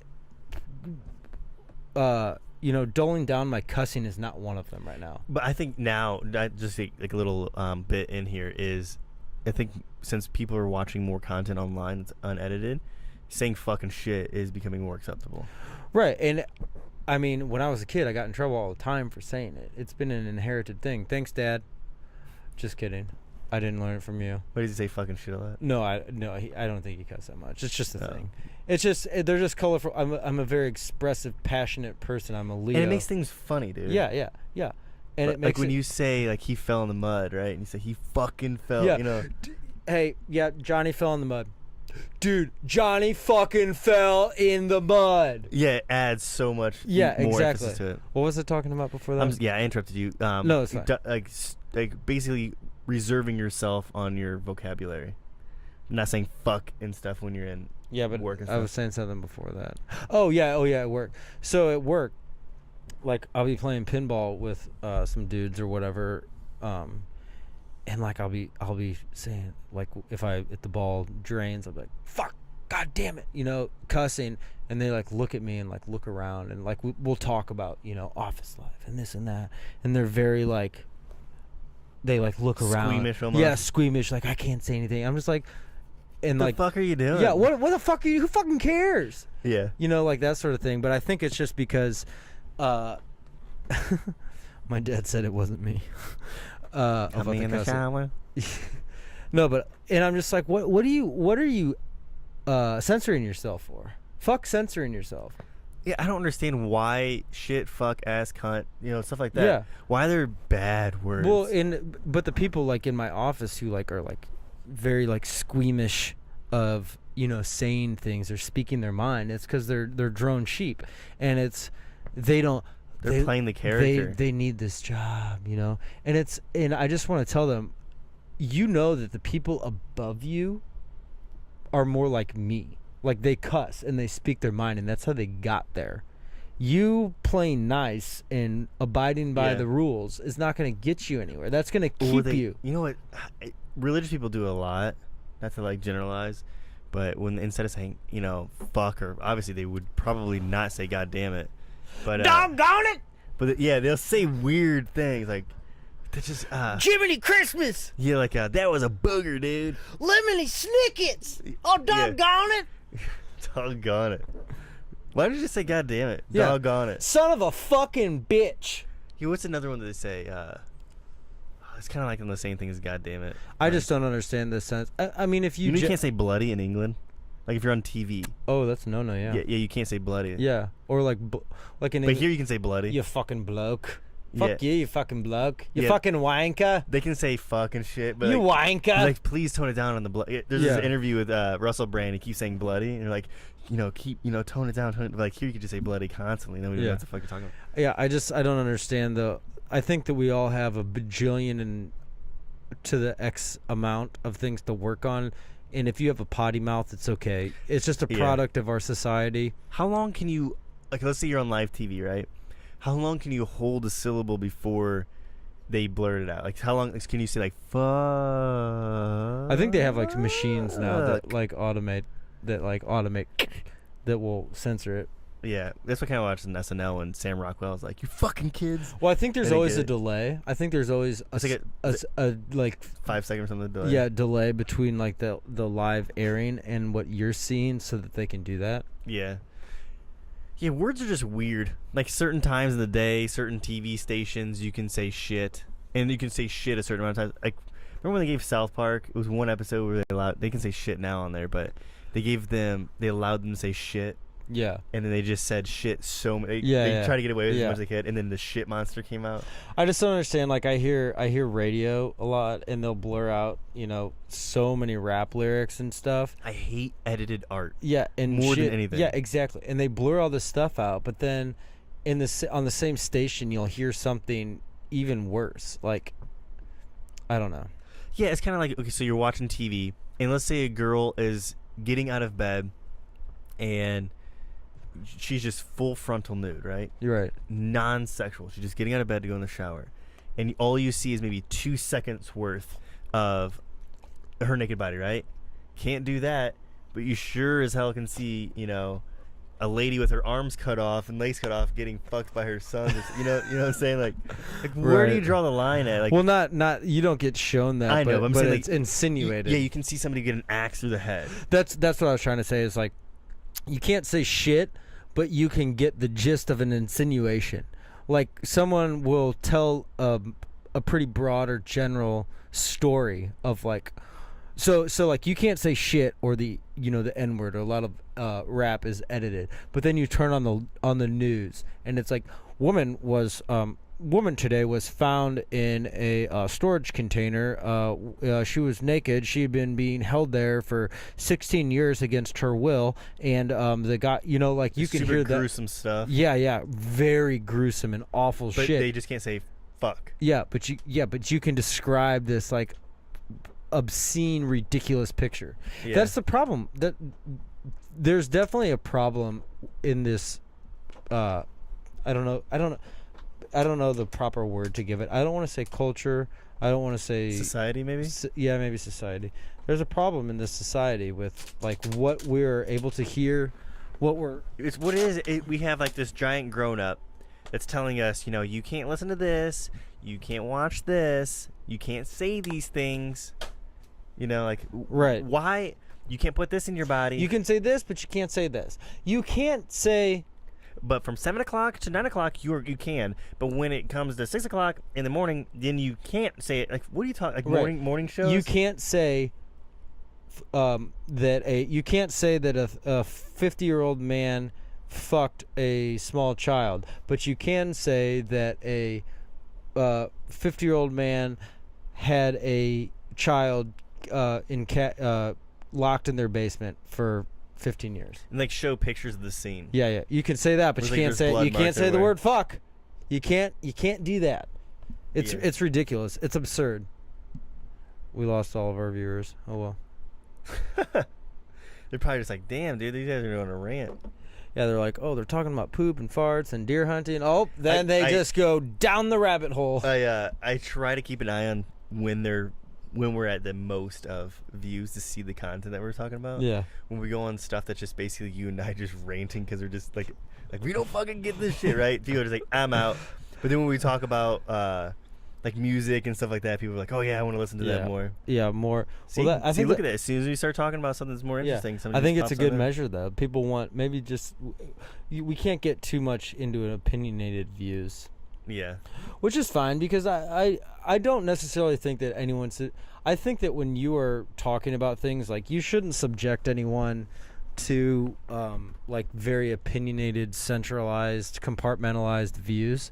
I think it should be more of kind of like a general sense, because I wouldn't want to be I wouldn't want someone, you know, forcing, you know, religion and that kind of stuff down my throat. Yeah. You know, I'll hear them out, but I'm more open-minded than most people. I think that would be the key. I think that if like someone was to deliver a message to humanity, and they had, you know, one simple sentence they could say, it would just be more open-minded. Yeah. What's the point of not? I don't know. I guess if you're closed-minded on certain things, like the world's flat and you're closed-minded, I can agree with you. But I pass these billboards coming and going from home on the 4-hour stretch, and it's like, when you die, you will answer to God. And then other things are like, you'll see billboards that say, there is evidence for God. And it's just like a baby. Like, no, that's not. That's an evidence somebody fucked. Yeah. Exactly. But it's like there's like, I'm driving down, but you can't have, you know, atheist stuff on there. Like, yeah, you can. God's not. Oh, you can. I've seen some pretty bad shit, like Nazi stuff on some billboards, Really? which is ridiculous. There should be a certain. Okay, yeah, well, there should be a certain editing stuff for that. But then where do you draw the line? Well, if you're Nazi talking about, you know, that you think genocide is good, I'm pretty sure you probably shouldn't have that on billboards. Right. We should just buy a billboard and just put in words. You know how they always say Jesus? Remember those ones? It was just Jesus. I like those. We should just put one that says fuck. Okay. Buy one and just make it say We could start a fuck Patreon for it. and see if people will get it. And we'll just have a yellow background with red words, because yellow and red make people hungry. Yeah, it reminds them of Wendy's or McDonald's. Yeah, so if you see fucking red in the yellow background, they'll want to eat food. We'll have to figure out what colors are for fucking, and then when people see it, they just want to fuck. Purple, hot pink, Yeah. black. Hot pink, but like some of the letters are just like super thin, like just like super tiny thin, you know, Yeah. lacy. It's so weird how many like adult stores and stuff like that are on the sides of highways. Yeah, it's like, yeah. What is that? Is it the same in like every state? I don't think so, because like there's only one adult store that I know of in my hometown, and like nobody wants to be near it. Yeah. But like there's so many. Lions Den. Yeah. Passions. I think it's truckers, or that there's nothing to do in the town from sexually repressed people that they just buy plastic toys to fuck with. That's got to be it, because you're in the middle of nowhere. There's nothing to do. Keep your time. You know. Yeah, which is also disgusting. Because it's... Dude's breathing super hot breath on me. Kane, Yeah. what do you feel about it all, bub?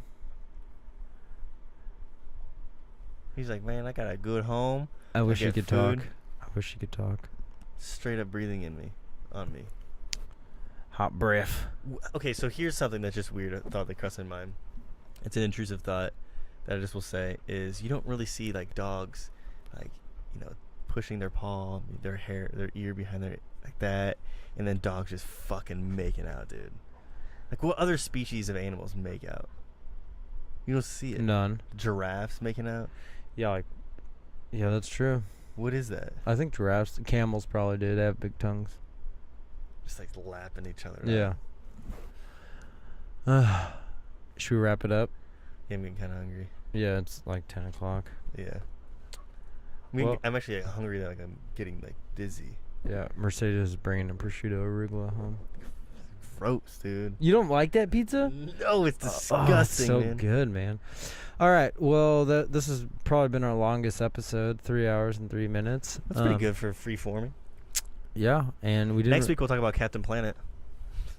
He's hero. If you made it to the end of this episode, please go. We need a better call to action. We need people to subscribe. Go to our YouTube, please. Go to, just type in. What we're starting to do too on the YouTube is do little bits, so you don't have to listen to the whole thing, but you can listen to the little funny bits that we do in there. But please go subscribe there. Subscribe at our website, our Podbean account. We can't really like it, comment. If you comment, we'll give you a shout out. This person commented, as long as Even if they're an asshole, also Yeah. comment. We need to figure out a better way to go about all this. I think there's a better method, but we're still learning. But yeah, so if you're still listening, you made it to the end. Thank you very much for listening. We appreciate it, listening to our stuff. If you want to be a guest on here, just email us. We love to talk to whoever and whatever. Follow us on Facebook, Twitter, Instagram. Email us at realityorpodcast@gmail. Visit us at realityorpodcast.com. We are on iTunes. We are on Spotify. We are on Google Play. One thing I think people should do is we'll actually try to mention in the beginning of this too, is if you have a 9-to-5 business story of how like fucking crazy it is, send it in. Yeah, I want to hear like your side of the stories of the monotonous gear work. Ooh, we should. That could be a good call to action. Actually, we should try to figure out some sort of like an ad, like a sponsored ad on Facebook. Be like, do you work a 9-to-5? We're collecting stories of 9-to-5 for a podcast. Oh, that's a fucking genius idea. We'll read them online. You can get our advice for whatever it's worth, which is probably zero. Nothing. Yeah. But shit. Yeah, you can. You'll just get a bunch of curse words. Yeah. Fuckery. But yeah. Like and subscribe. But if you did make it to the end of this, we really appreciate it, and we really anyone who listens, I greatly appreciate it. We greatly appreciate it. And we'll give you a digital hug and kiss. Yeah, and keep it real. Yeah. So adios, padres. Padres. Something new, I guess. Mis amigos. Thank you.